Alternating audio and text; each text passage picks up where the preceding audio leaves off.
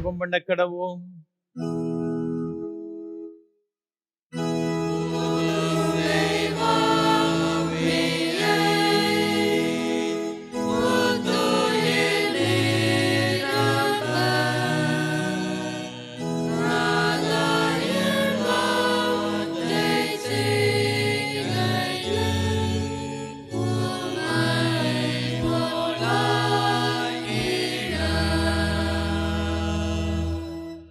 பரிசுத்த ஆவி உங்களிடத்தில் வரும்போது நீங்கள் பலனடைந்து எருசலேமிலும் யூதேயா முழுவதிலும் சமாரியாவிலும் பூமியின் கடைசி பரியந்தமும் எனக்கு சாட்சிகளாய் இருப்பீர்கள்.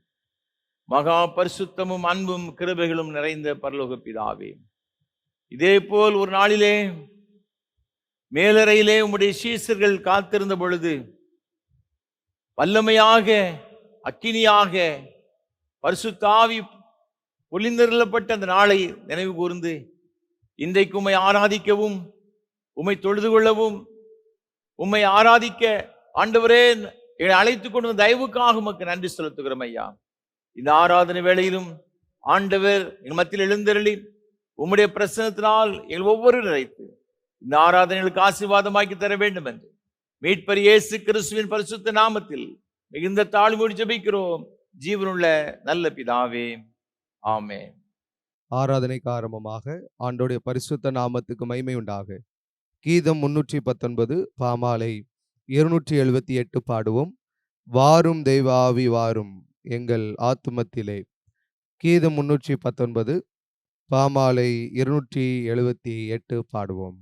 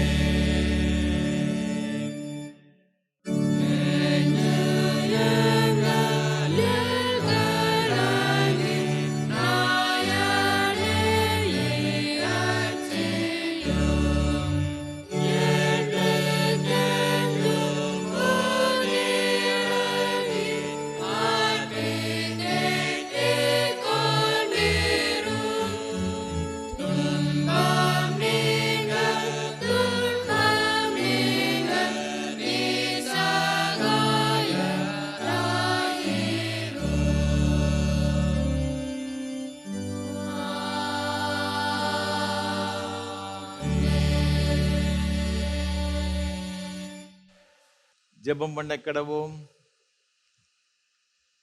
பரமண்டலங்களில் இருக்கிற பிதாவே, நாம் பரிசுத்தப்படுவதாக, ராஜ்யம் வருவதாக, சித்தம் பரம செய்வதாக, அந்த நிதாரங்களுக்கு மன்னிக்கப்படுகின்ற மணி ஆமென். எல்லா இருதயங்களையும் எல்லா விருப்பங்களையும் எல்லாம் ரகசியம் அறிந்திருக்கிற சர்வவல்லமையுள்ள தேவனே, நாங்கள் தேவரிடத்தில் பரிபூரணமாய் அன்பு கூறவும் ஒரு பரிசுத்த நாமத்தை உத்தமமாய் மகிமைப்படுத்தவும் ஒரு பரிசுத்த ஆவியின் ஏவுதலால் எங்கள் இருதய சிந்தனைகளை சுத்தம் பண்ணியருளும்.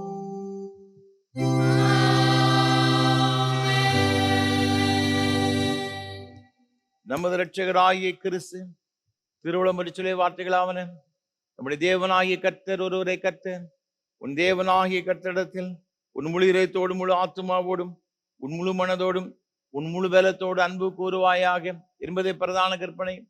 இதற்கு ஒப்பாய் இருக்கிற இரண்டாம் கற்பனை என்னவென்றால், உன்னிடத்தில் நீ அன்பு கூறுவது போல் பிறரிடத்தில் அன்பு கூறுவாயாக என்பதே. இவைகளின் பெரிய கற்பனை வேறொன்றும் இல்லை என்றார்.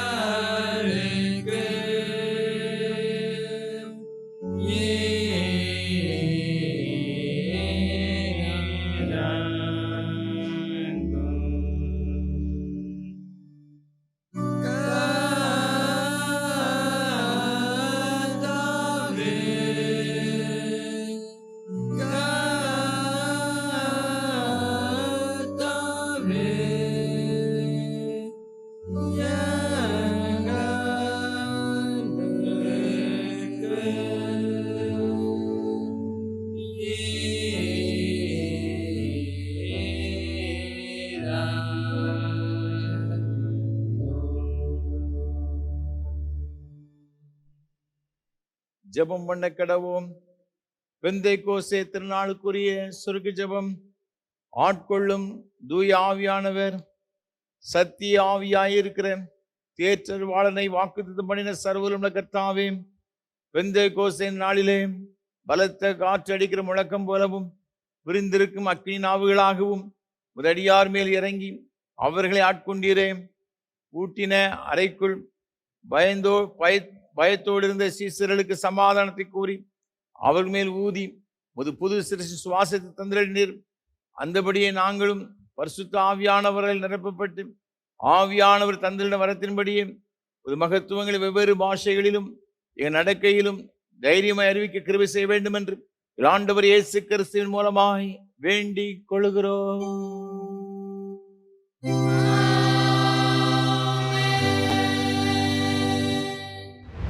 நிருபவாக்கியத்துக்கு பதிலாக கொடுக்கப்பட்டுள்ள வேதபாட பகுதி அப்போஸ்தலர் நடபடிகள் 2ஆம் அதிகாரம் 1வது வசனம் முதல் 13ஆம் வசனம் வரை. அப்போஸ்தலர் 2ஆம் அதிகாரம் 1வது வசனம் முதல். பெந்தைகோஸ்தே என்னும் நாள் வந்தபோது அவர்கள் எல்லாரும் ஒருமனப்பட்டு ஓரிடத்தில் வந்திருந்தார்கள். அப்பொழுது பலத்த காற்று அடிக்கிற முழக்கம் போல வானத்திலிருந்து சடிதியாய் ஒரு முழக்கம் உண்டாகி அவர்கள் உட்கார்ந்திருந்த வீடு முழுவதையும் நிரப்பிற்று. அல்லாமலும் அக்கினிமயமான நாவுகளைப் போல பிரிந்திருக்கும் நாவுகள் அவர்களுக்கு காணப்பட்டு அவர்கள் ஒவ்வொருவர் மேலும் வந்து அமர்ந்தது. அவர்கள் எல்லாரும் பரிசுத்த ஆவியினாலே நிரப்பப்பட்டு ஆவியானவர் தங்களுக்கு தந்தரின வரத்தின்படியே வெவ்வேறு பாஷைகளிலே பேசத் தொடங்கினார்கள். வானத்தின் கீழிருக்கிற சகல தேசத்தாரிலும் இருந்து வந்த தேவ பக்தியுள்ள யூதர்கள் அப்பொழுது எருசலேமிலே வாசம் பண்ணினார்கள். அந்த சத்தம் உண்டான போது திரளான ஜனங்கள் கூடி வந்து தங்கள் தங்கள் பாஷையிலே அவர்கள் பேசுகிறதை அவரவர்கள் கேட்டபடியினாலே கலக்கமடைந்தார்கள். எல்லாரும் பிரமித்து ஆச்சரியப்பட்டு ஒருவரை ஒருவர் பார்த்து, இதோ பேசுகிற இவர்கள் எல்லாரும் கலிலேயர் அல்லவா? அப்படி இருக்க நம்மில் அவரவர்களுடைய ஜென்ம பாஷையிலே இவர்கள் பேச கேட்கிறோமே, இதெப்படி? பார்த்தரும் மேதரும் எலாமீத்தரும் மெசொப்பொத்தோமியா, யூதேயா, கப்பத்தோக்கியா, பொந்து, ஆசியா, பிரிகியா, பம்பிலியா, எகிப்து என்னும் தேசத்தார்களும் சிரேனே பட்டணத்தை சுற்றியிருக்கிற லீபியாவின் திசைகளிலே குடியிருக்கிறவர்களும் இங்கே சஞ்சரிக்கிற ரோமாபுரியாரும் யூதரும் யூத மார்க்கத்தமைந்தவர்களும் கிரேத்தரும் அரபியருமாகிய நாம் நம்முடைய பாஷைகளிலே இவர்கள் தேவனுடைய மகத்துவங்களை பேச கேட்கிறோமே என்றார்கள். எல்லாரும் பிரமித்து சந்தேகப்பட்டு இது என்னமாய் முடியுமோ என்று ஒருவரோடொருவர் சொல்லி கொண்டார்கள். மற்றவர்களோ இவர்கள் மதுபானத்தினால் நிறைந்திருக்கிறார்கள் என்று பரியாசம் பண்ணினார்கள் என்பது. நிருபவாக்கியம் வாசித்து முடிந்தது. பரிசுத்த சுவிசேஷ வாக்கியம் பரிசுத்த யோவான் எழுதின நற்செய்தி நூல் 20ஆம் அதிகாரம் 19ஆம் வசனம் முதல் அடங்கியிருக்கிற தேவனுடைய வார்த்தையை கேளுங்கள்.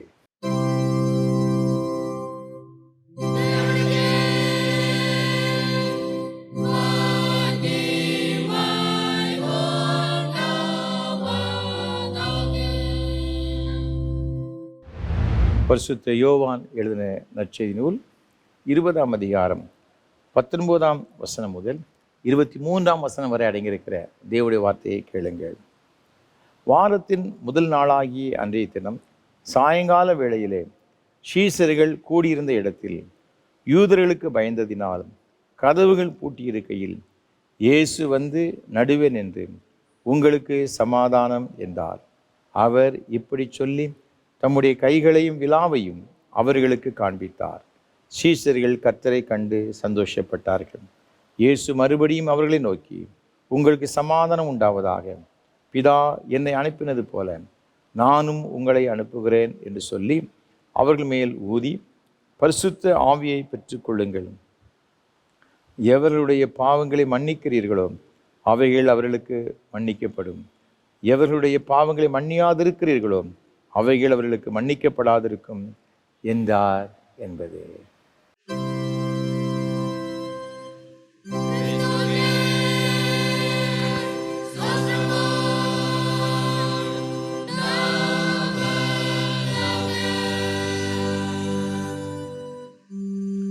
வானத்தையும் பூமியையும்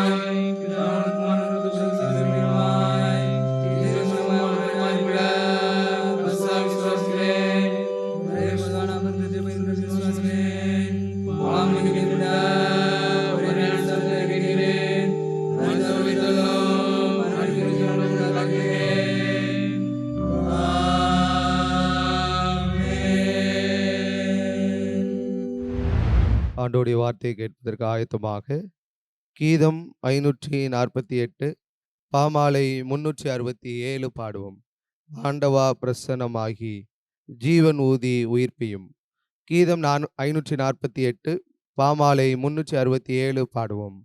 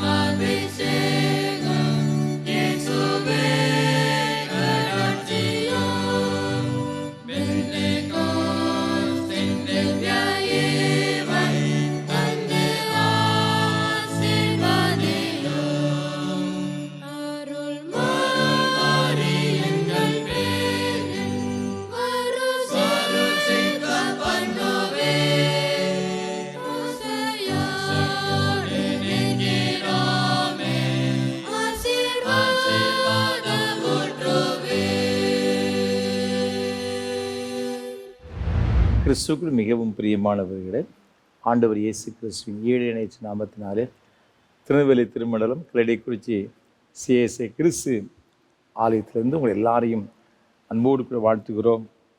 இந்த ஆராதனைகளில் பங்கெடுக்க முடிய வந்திருக்கிற அனைவரையும் கர்த்தருடைய நாமத்தினாலே வரவேற்கிறோம். தேவ கிருபை ஆசீர்வாதமும் உங்கள் அனைவரோடு கூட எப்பொழுதும் நிலைத்திருப்பதாக. ஒவ்வொரு வாரமும் உங்களோடு கூட சேர்ந்து கர்த்தரை ஆராதிப்பதில் நான் மிகுந்த மகிழ்ச்சி அடைகிறேன். கர்த்தரை துதிக்கிறேன், ஸ்தோத்திரிக்கிறேன். விசேஷமாக நல்ல வாய்ப்புகளை நமக்கு ஒவ்வொரு வாரம் தந்து கொண்டு வருகிற நம்முடைய அன்பிற்கும் மரியாதைக்கும் உரிய அருமையான ஐயா சாது சுந்தர் செல்வராஜ் அவர்களுக்காக உள்ளத்தின் ஆழத்திலிருந்து கர்த்தரை துதிக்கிறேன், ஸ்தோத்திரிக்கிறேன். சாதை அவர்கள் எப்படியாயிலும் நம்ம எல்லாரும் கர்த்தருடைய ஆசீர்வாதங்களை பெற்றுக்கொள்ள வேண்டும். ஆலயங்கள் இல்லாத இடங்கள் அநேக பிள்ளைகள் இந்த ஆராதனை வேளையில் பங்கெடுத்து கொண்டு வருகிறீர்கள். நீங்கள் எல்லாரும் ஆண்டவரை ஆராதிக்க வேண்டும், ஆண்டவருடைய ஆசீர்வாதங்களை பெற்றுக்கொள்ள வேண்டும் என்ற ஒரு பெரிய தரிசனத்தோடு வாஞ்சியோடு கூட சாதை அவர்கள் நமக்கு இதை ஏற்படுத்தி கொடுத்திருக்கிறார்கள். கர்த்தர் தாமே சாதை அவர்களையும் அவர் செய்து கொண்டு வருகிற ஏஞ்சல் தொலைக்காட்சி ஊழியங்கள், இயேசு ஊழியங்களை அபரிமிதமாய் ஆசீர்வதிப்பாராக. நம்முடைய தனி ஜெபங்களிலே, குடும்ப ஜெபங்களிலே சாதை அவர்களுக்காக செய்து கொண்ட ஒரு ஊழியங்களுக்காக ஜெபிப்போம். ஆண்டவருடைய ஆசீர்வாதங்களை நாம் பெற்றுக்கொள்வோம். மாத்திரமல்ல, ஒவ்வொரு வாரமும் இந்த ஆராதனை வழி மிகுந்த ஜெபத்தோடும் அதிக பிரயாசத்தோடும் உங்களுக்கு வழங்கி கொண்டு வருகிறோம். இந்த ஊழியங்களுக்காக விசேஷமாக ஜெபியுங்கள்.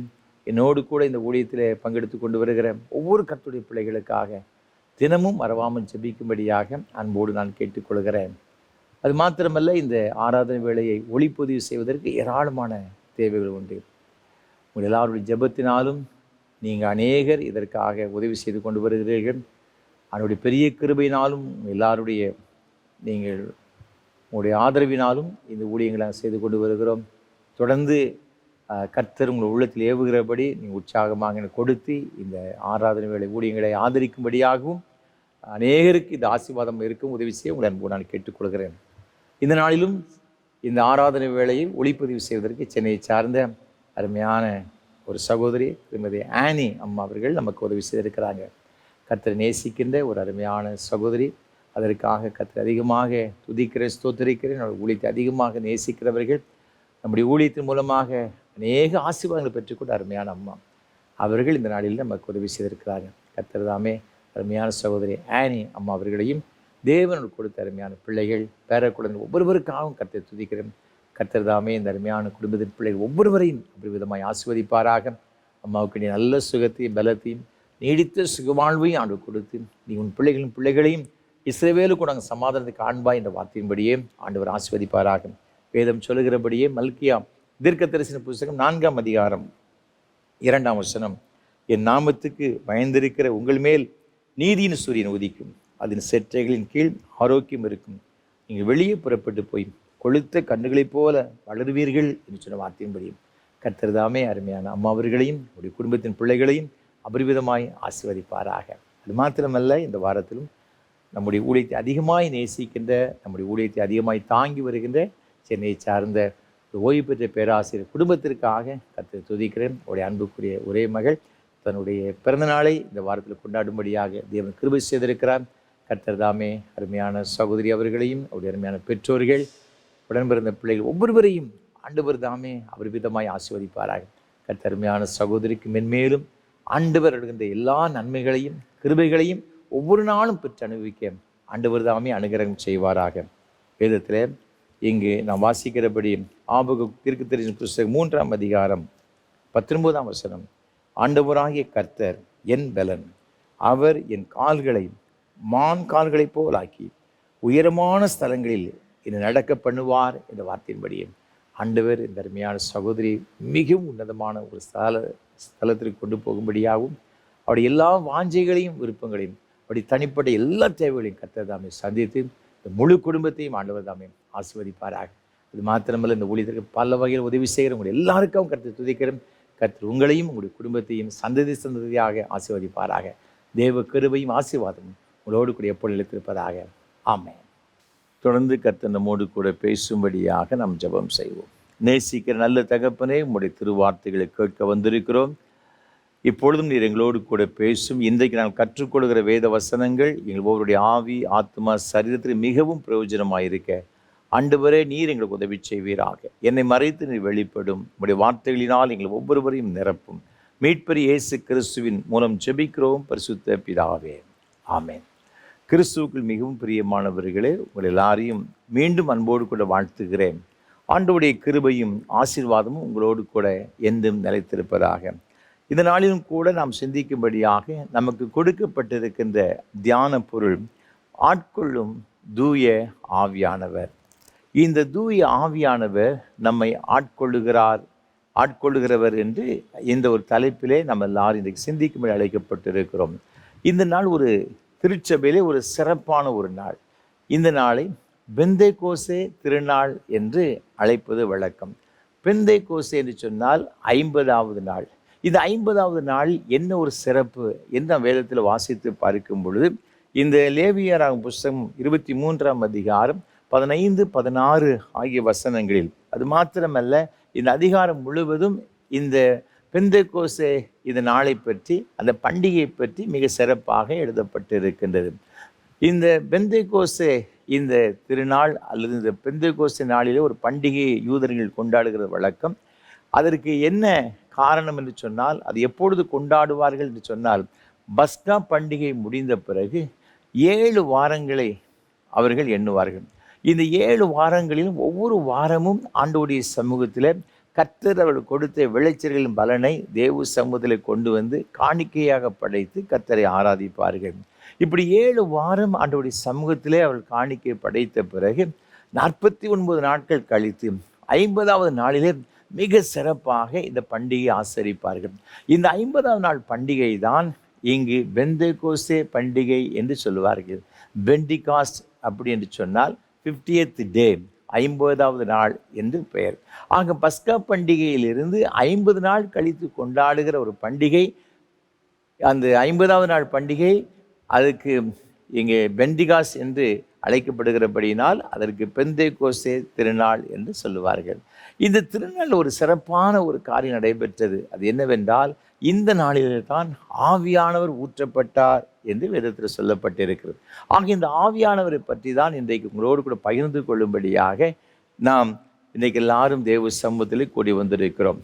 வேதத்திலிருந்து இதற்கு ஆதாரமாக ஒரு வசனத்தை சொல்ல நான் விரும்புகின்றேன். அப்போஸ்தலர் நடபடிகளின் புஸ்தகம் 2ஆம் அதிகாரம் 4ஆம் வசனம். அவர்கள் எல்லாரும் பரிசுத்த ஆவியினாலே நிரப்பப்பட்டு ஆவியானவர் தங்களுக்கு தந்தருளின வரத்தின்படியே வெவ்வேறு பாஷைகளிலே பேசத் தொடங்கினார்கள். இங்கு வசனம் சொல்லுகிறது, அவர்கள் எல்லாரும் பரிசுத்த ஆவியினால் நிரப்பப்பட்டார்கள். இந்த நிரப்பப்பட்ட இந்த நாள் எந்த நாள் என்று சொல்லி பார்க்கும் பொழுது 1ஆம் வசனம் சொல்லுகிறது, பெந்தெக்கோஸ்தே என்னும் நாள் வந்தபோது அவர்கள் எல்லாரும் ஒருமனப்பட்டு ஓரிடத்தில் வந்திருந்தார்கள் என்று வேதத்தில் சொல்லப்பட்டிருக்கிறது. அப்படி என்றால் இந்த பெந்தெக்கோஸ்தே நாளில் தான் இங்கே எல்லாரும் சீஷர்கள் எல்லாரும் கிட்டத்தட்ட 120 பேர் கூடியிருந்த பொழுது ஆவியானவர் அவர் எல்லாரும் மேல் வந்து வல்லமையாய் ஊற்றப்பட்டார், பரிசுத்த ஆவியால் நிரப்பப்பட்டார் என்று எழுதப்பட்டிருக்கிறது. நீங்கள் வேதத்தில் வாசித்து பார்க்கும் பொழுது இங்கே திரியேக தெய்வத்தை குறித்து வேதத்தில் மிக அழகாக சொல்லப்பட்டிருக்கிறது. இது திருத்துவ தெய்வம் யார்? பிதா, குமாரன், பரிசுத்த ஆவியானவர். ஆதியாக முதல் மல்கியா தீர்க்கதரிசன புத்தகம் வரை நாம் பார்க்கும் பொழுது பிதாவின் காலம் என்று வேத வல்லுநர்கள் சொல்லுகின்றார்கள். நாம் மத்தேயு எழுதின சுவிசேஷத்திலிருந்து யோவான் எழுதின நற்செய்தி நூல் வரை பார்க்கும் பொழுது ஆண்டவராக இருக்கிற இயேசு கிறிஸ்துவுடைய காலம், குமாரனுடைய காலம் என்று நாம் பார்க்கின்றோம். அதற்கு அப்புறமாக அப்போஸ்தலர் நடபடிகளின் புஸ்தகத்திலிருந்து இன்றைய காலம் கட்ட வரை நாம் பார்க்கும் பொழுது இது பரிசுத்த ஆவியானுடைய காலம் என்று நாம் அழைக்கின்றோம். ஆதியிலே பிதாவாகி தேவன் செயல்பட்டு கொண்டு வந்தார். புதிய ஏற்பாட்டு காலத்தில் இந்த பிதாவாகி தேவன் தமது ஒரே பேரான குமாரன் இருக்கிற இயேசு கிறிஸ்துவை மாம்சத்தோடு இரத்தத்தோடு இந்த உலகத்தில் அனுப்பினார் என்று வேதத்திலே பார்க்கின்றோம். அது குமாரனுடைய காலம். குமாரனாக இருக்கிற இயேசு கிறிஸ்து பரலோகத்திற்கு சென்ற பிறகு இங்கு இந்த உலகத்திலே அவர் இயேசுநாதர் நமக்காக பஸ்கா பண்டிகை அன்று அவர் சிலுவையில் அடிக்கப்பட்டார். 3ஆம் நாள் உயிரோடு கூட எழுந்தார். இவர் பரலோகத்திற்கு ஏறி சென்ற பிறகு 50 நாள் கழித்து, அதாவது ஆண்டவராக இருக்கிற இயேசு கிறிஸ்து உயிரோடு கூட எழுந்த பிறகு 50 நாள் கழித்து வந்த இந்த பண்டிகை நாளிலே, பெந்தெக்கோஸ்தே இந்த பண்டிகை நாளிலே எல்லாரும் பரிசுத்த ஆவியினால் நிரப்பப்பட்டார்கள் என்று வேதத்தில் சொல்லப்பட்டிருக்கிறது. ஆண்டவராக இருக்கிற இயேசு கிறிஸ்து கூட இந்த பரிசுத்த ஆவியானவரை பற்றி தாம் தம்முடைய சீஷர்களுக்கு சொல்லுகிறதாக வேதத்தில் பார்க்கிறோம். மத்தேயு எழுதின சுவிசேஷம் 3ஆம் அதிகாரம் 11ஆம் வசனத்தில் வேதம் இவ்வாறாக சொல்லுகிறது, எனக்கு பின் வருகிறவரோ என்னிலும் வல்லவராய் இருக்கிறார், அவருடைய பாதரட்சைகளை சுமக்கிறதற்கு நான் பாத்திரன் அல்ல, அவர் பரிசுத்த ஆவியினாலும் அக்கினியினாலும் உங்களுக்கு ஞானஸ்நானம் கொடுப்பார் என்று இங்கு யோவான் ஸ்நானங்கள் சொல்லுகிறதாக வேதத்தில் சொல்லப்பட்டிருக்கிறது. ஆண்டவராக இருக்கிற இயேசு கிறிஸ்து சொல்லுகிறார் யோவான் 3ஆம் அதிகாரம் 5ஆம் வசனத்தில், ஒருவன் ஜலத்தினாலும் ஆவியினாலும் பிறவாவிட்டால் தேவனுடைய ராஜ்யத்தில் பிரவேசிக்க மாட்டான் என்று வேதத்தில் சொல்லப்பட்டிருக்கிறது. ஆண்டவராக இருக்கிற இயேசு கிறிஸ்து பரலோகத்திற்கு ஏறி செல்லும் முன்பாக தம்முடைய சீஷரிடத்து சொன்ன ஒரு முக்கியமான ஒரு செய்தி என்னவென்றால், லூக்கா 24ஆம் அதிகாரம் 49ஆம் வசனம் சொல்லுகிறது, என் பிதா வாக்குத்தத்தம் பண்ணினதை இதோ நான் உங்களுக்கு அனுப்புகிறேன், நீங்களோ உன்னதத்திலிருந்து வரும் பலனால் தரிப்பிக்கப்படும் வரைக்கும் எருசலேம் நகரத்தில் இருங்கள் என்றார் என்பது சொல்லப்பட்டிருக்கிறது. இந்த பரிசுத்த ஆவியானவரை பற்றி ஆண்டவர் இருக்கிற இயேசு கிறிஸ்து பரலோகத்தில் ஏறி செல்லும் முன்பாக தம்முடைய சீஷர்கள் சொல்லுகிறதை பார்க்கிறோம். அதைத்தான் இங்கு அப்போஸ்தலர் நடவடிக்கைகளின் புஸ்தகம் 1ஆம் அதிகாரம் 4 முதல் 8 வரை உள்ள வசனம் வாசித்து பார்க்கும் பொழுது, யோவான் ஜலத்தினாலே ஞானஸ்நானம் கொடுத்தான், நீங்களும் சில நாளைக்குள்ளே பரிசுத்த ஆவியினாலே ஞானஸ்நானம் பெறுவீர்கள். ஆகையால் நீங்கள் எருசலேமை விட்டு போகாமல் என்னிடத்தில் கேள்விப்பட்ட பிதாவின் வாக்குத்தத்தத்தை நிறைவேற காத்திருங்கள் என்று கட்டளையிட்டார். அப்பொழுது கூடி வந்தவர்கள் அவரை நோக்கி, ஆண்டவரே, இக்காலத்திலா ராஜ்யத்தை இஸ்ரவேலுக்கு திரும்ப கொடுப்பீர் என்று கேட்டார்கள். அதற்கு அவர், பிதாவானவர் தம்முடைய ஆதீனத்திலே வைத்திருக்கிற காலங்களையும் வேளைகளையும் அறிகிறது உங்களுக்கு அடுத்ததல்ல. பரிசுத்த ஆவி உங்களிடத்தில் வரும்போது நீங்கள் பலன் அடைந்து எருசலேமிலும் யூதேயா முழுவதிலும் சமாரியாவிலும் பூமியின் கடைசி பரியந்தமும் எனக்கு சாட்சிகளாய் இருப்பீர்கள் என்பதாக வேதத்தில் சொல்லப்பட்டிருக்கிறதை பார்க்கிறோம். ஆண்டவர் சொன்னார், நீங்கள் இதெல்லாம் பற்றி இப்போ சிந்திக்காதீங்க, பிதா சொன்னபடி அந்த வாக்குத்தத்தை நிறைவேற. இவங்க என்ன வாக்குத்தத்தை நினைத்து கொண்டிருக்கிறார்கள்? பிதாவாகிய தேவன் நமக்கு இந்த இஸ்ரவேல் தேசத்தை மீண்டும் சுதந்திரமாக நாமே ஆளும்படியான ஒரு கிருபைகளை கொடுப்பார், ரோமருடைய கரங்களிலிருந்து விடுதலை வாங்கி கொடுப்பார் நினைத்து கொண்டிருந்தார்கள். ஆண்டவர் சொன்னார், ஆண்டவர் உங்களுக்கு கொடுக்குற வாக்குத்தத்தம் என்னவென்றால் அதுவல்ல, பரிசுத்த ஆவியானவர், அவர் உங்களுக்குள் வருவார், நீங்கள் பலனடைவீர்கள். பழைய ஏற்பாட்டு காலத்தில் நீங்கள் வாசித்து பார்க்கும் பொழுது ஆண்டவர் குறிப்பிட்ட பணிக்கென்று தம்முடைய ஜனங்களை தெரிந்தெடுக்கும் பொழுது அவர்களை எண்ணெயால் அபிஷேகம் பண்ணினார் என்று நீங்கள் வேதத்தில் வாசித்து பார்க்கலாம். இங்கு ராஜாக்களை அவர் எண்ணெயினால் அபிஷேகம் பண்ணுகிறார். சவுலை ஆண்டவர் இஸ்ரவேல் தேசத்துக்கு ராஜாவாக இங்கு அபிஷேகம் பண்ணும்போது சாமுவேல் இங்கு எண்ணெயினால் அபிஷேகம் பண்ணுகிறார். அதே போல் தாவீதையும் சாமுவேல் அவ்வாறு அபிஷேகம் பண்ணினார். தீர்க்கதரிசிகளையும் இங்கு தைல எண்ணெயினால் அபிஷேகம் பண்ணுகிறதாக இங்கு வேதத்திலே பார்க்கலாம். ஆசாரியர்களையும் அவ்வாறு செய்கிறதாக வேதத்திலே நாம் வாசிக்கலாம். ஆனால் புதிய ஏற்பாட்டு காலத்தில் பார்க்கும் பொழுது இங்கு தைலத்தினால் ஆண்டவர் அபிஷேகம் பண்ணுகிறது இல்லை, தம்முடைய ஆவியினால் ஒவ்வொருவரையும் நிரப்புகின்றார், ஆவியினால் அபிஷேகம் பண்ணுகிறார் என்று வேதத்தில் பார்க்கிறோம். இந்த ஆவியினால் எல்லாரையும் நிரப்புகிற ஒரு அனுபவத்தை குறித்து தான் யோபு தீர்க்கதரிசி ஏற்கனவே சொல்லியிருக்கின்றான். 2ஆம் அதிகாரம் 28ஆம் வசனத்திலே, கடைசி நாளில் மாம்சமான யாவர் மேலும் என் ஆவியை ஊற்றுவேன், அப்பொழுது உங்களுடைய உங்கள் குமாரரும் குமாரத்தின் தீர்க்க தரிசனம் சொல்லுவார்கள், வாலிபர்கள் சொப்பனங்களை காண்பார்கள், வாலிபர்கள் இங்கு தரிசனங்களை காண்பார்கள், மூப்பர்கள் சொப்பனங்களை காண்பார்கள் வேதத்தில் சொல்லப்பட்டு இருக்கிறது. அதைத்தான் அப்போஸ்தலர் புஸ்தகம் 2ஆம் அதிகாரம் 16, 17 ஆகிய வசனங்களிலே இங்கு பேதுரு அப்போஸ்தலன் திரளாய் கூடியிருந்த யூதர்களுக்கு மத்தியிலே அவர் பிரசங்கம் பண்ணுகிறதாக வேதத்திலே பார்க்கின்றோம். இந்த ஆவியானவரை அன்றைக்கு அந்த சீசர்கள் பெற்றுக்கொண்டார்கள். மேலறையில் எல்லாரும் ஒருமனப்பட்டு காத்திருந்த பொழுது அவர் எல்லாரும் பரிசுத்த ஆவியினால் நிரப்பப்பட்டார்கள் என்று சொல்லப்பட்டிருக்கிறது. அந்த ஒரு நாளைத்தான் இன்றைக்கு திருச்சபையிலே நாம் பரிசுத்த ஆவி இந்த உலகத்தில் அருளப்பட்ட அந்த நாளை நாம் எல்லாரும் இன்றைக்கு அந்த பெந்தேகோஸ்தே திருநாள் பண்டிகையை நம்ம எல்லாரும் ஆவியானவருடைய பண்டிகையாக நம்ம எல்லாரும் கொண்டாடி கொண்டிருக்கிறோம். ஒருவேளை இந்த பெந்தேகோஸ்தே நாளில் மாத்திரம் இந்த பரிசுத்த ஆவியானவர் ஊற்றப்படுகிறதில்ல, இன்றைக்கு எல்லா நாளிலும் யார் யாரெல்லாம் ஆண்டவரை விரும்பி வாஞ்சித்து இந்த ஆவியானவர் பெற்றுக்கொள்ள வேண்டும் என்று விரும்புகிறார்களோ அவர்கள் ஒவ்வொருவருக்கும் பிதாவாகிய தேவன், குமாரன் இருக்கிற இயேசு கிறிஸ்து இந்த ஆவியானவரை எல்லாருக்கும் என்ன செய்கிறார்னா தருகிறார். அப்போ இந்த ஆவியானவரை நாம் பெற்றுக்கொள்கிறதுனால நமக்கு என்ன ஒரு பிரயோஜனம் இருக்கிறது, அதனால் நம்முடைய வாழ்க்கையில் என்ன காரியம் நடைபெறுகிறது என்பதை குறித்து ஒரு சில காரியங்களை நான் இன்றைக்கு உங்களோடு கூட நான் பகிர்ந்து கொள்ள விரும்புகின்றேன். முதலாவது நான் வேதத்தில் வாசித்து பார்க்கும் பொழுது இந்த ஆவியானவர் நமக்குள் வரும்பொழுது என்ன நடக்கிறது என்று சொன்னால், நீங்கள் லூக்கா எழுதின சுவிசேஷம் 3ஆம் அதிகாரம் 16, 17 ஆகிய வேத வசனங்களிலே இவ்வாறாக சொல்லப்பட்டிருக்கிறது. நான் ஜலத்தினால் உங்களுக்கு ஞானஸ்நானம் கொடுக்கிறேன், என்னிலும் வல்லவர் ஒருவர் வருகிறார், அவருடைய பாதரட்சிகளின் வாரை அவிழ்க்கிறதற்கும் நான் பாத்திரன் அல்ல. அவர் பரிசுத்த ஆவியினாலும் அக்கினியினாலும் உங்களுக்கு ஞானஸ்நானம் கொடுப்பார். தூற்றுக்கூடை அவர் கையில் இருக்கிறது. அவர் தமது களத்தை நன்றாய் விளக்கி கோதுமையை தமது களஞ்சியத்தில் சேர்ப்பார். பதரையோ அவியாத அக்கினியினால் சுட்டரிப்பார். இங்கு நாம் பார்க்கிற முதலாவதாக இந்த பரிசுத்த ஆவியானவர் நமக்குள் வரும்பொழுது அவர் நம்மை பரிசுத்தப்படுத்துகிறார். ஆண்டவர் நம்முடைய வாழ்க்கையிலே அவர் வரும்பொழுது, நமக்குள்ளாக அவர் வரும்பொழுது நம்முடைய வாழ்க்கையை பரிசுத்தப்படுத்துகிறார். ஏனென்றால் நீங்களும் நானும் ஆராதிக்கிற ஆண்டவர் பரிசுத்தமுள்ள ஆண்டவர். அவரை ஆராதிக்கின்ற பிள்ளைகளாக இருக்கிற நாமும் பரிசுத்தமுள்ளவர்களாக இருக்க வேண்டும் என்று தேவன் எதிர்பார்க்கிறார். நான் பரிசுத்தர், ஆகையால் நீங்களும் பரிசுத்தராய் இருங்கள் என்று வேதத்தில் அநேக இடங்களில் சொல்லப்பட்டிருக்கிறது. பரலோகத்திலே கேருபீன்களும் சேராபீன்களும் ஆண்டவர் எப்படி துதித்து கொண்டிருக்கிறார்களாம். இங்கு வேதத்தில் ஏசாயா தீர்க்கதரிசன புத்தகம் 6ஆம் அதிகாரத்தில் மிக அழகாக சொல்லப்பட்டிருக்கிறது. சேனைகளின் கர்த்தர் பரிசுத்தர், பரிசுத்தர், பரிசுத்தர். நம்முடைய ஆண்டவர் பரிசுத்தமுள்ள தெய்வம். நம்ம அசுத்தமான ஒரு வாழ்க்கையை வாழ்ந்து கொண்டு ஆண்டவருடைய பிள்ளைகளாக என்ன செய்ய முடியாது? வாழ முடியாது. இந்த உலகம் அசுத்தத்திற்கு கிடக்கிறது, அது சந்தேகம் கிடையாது.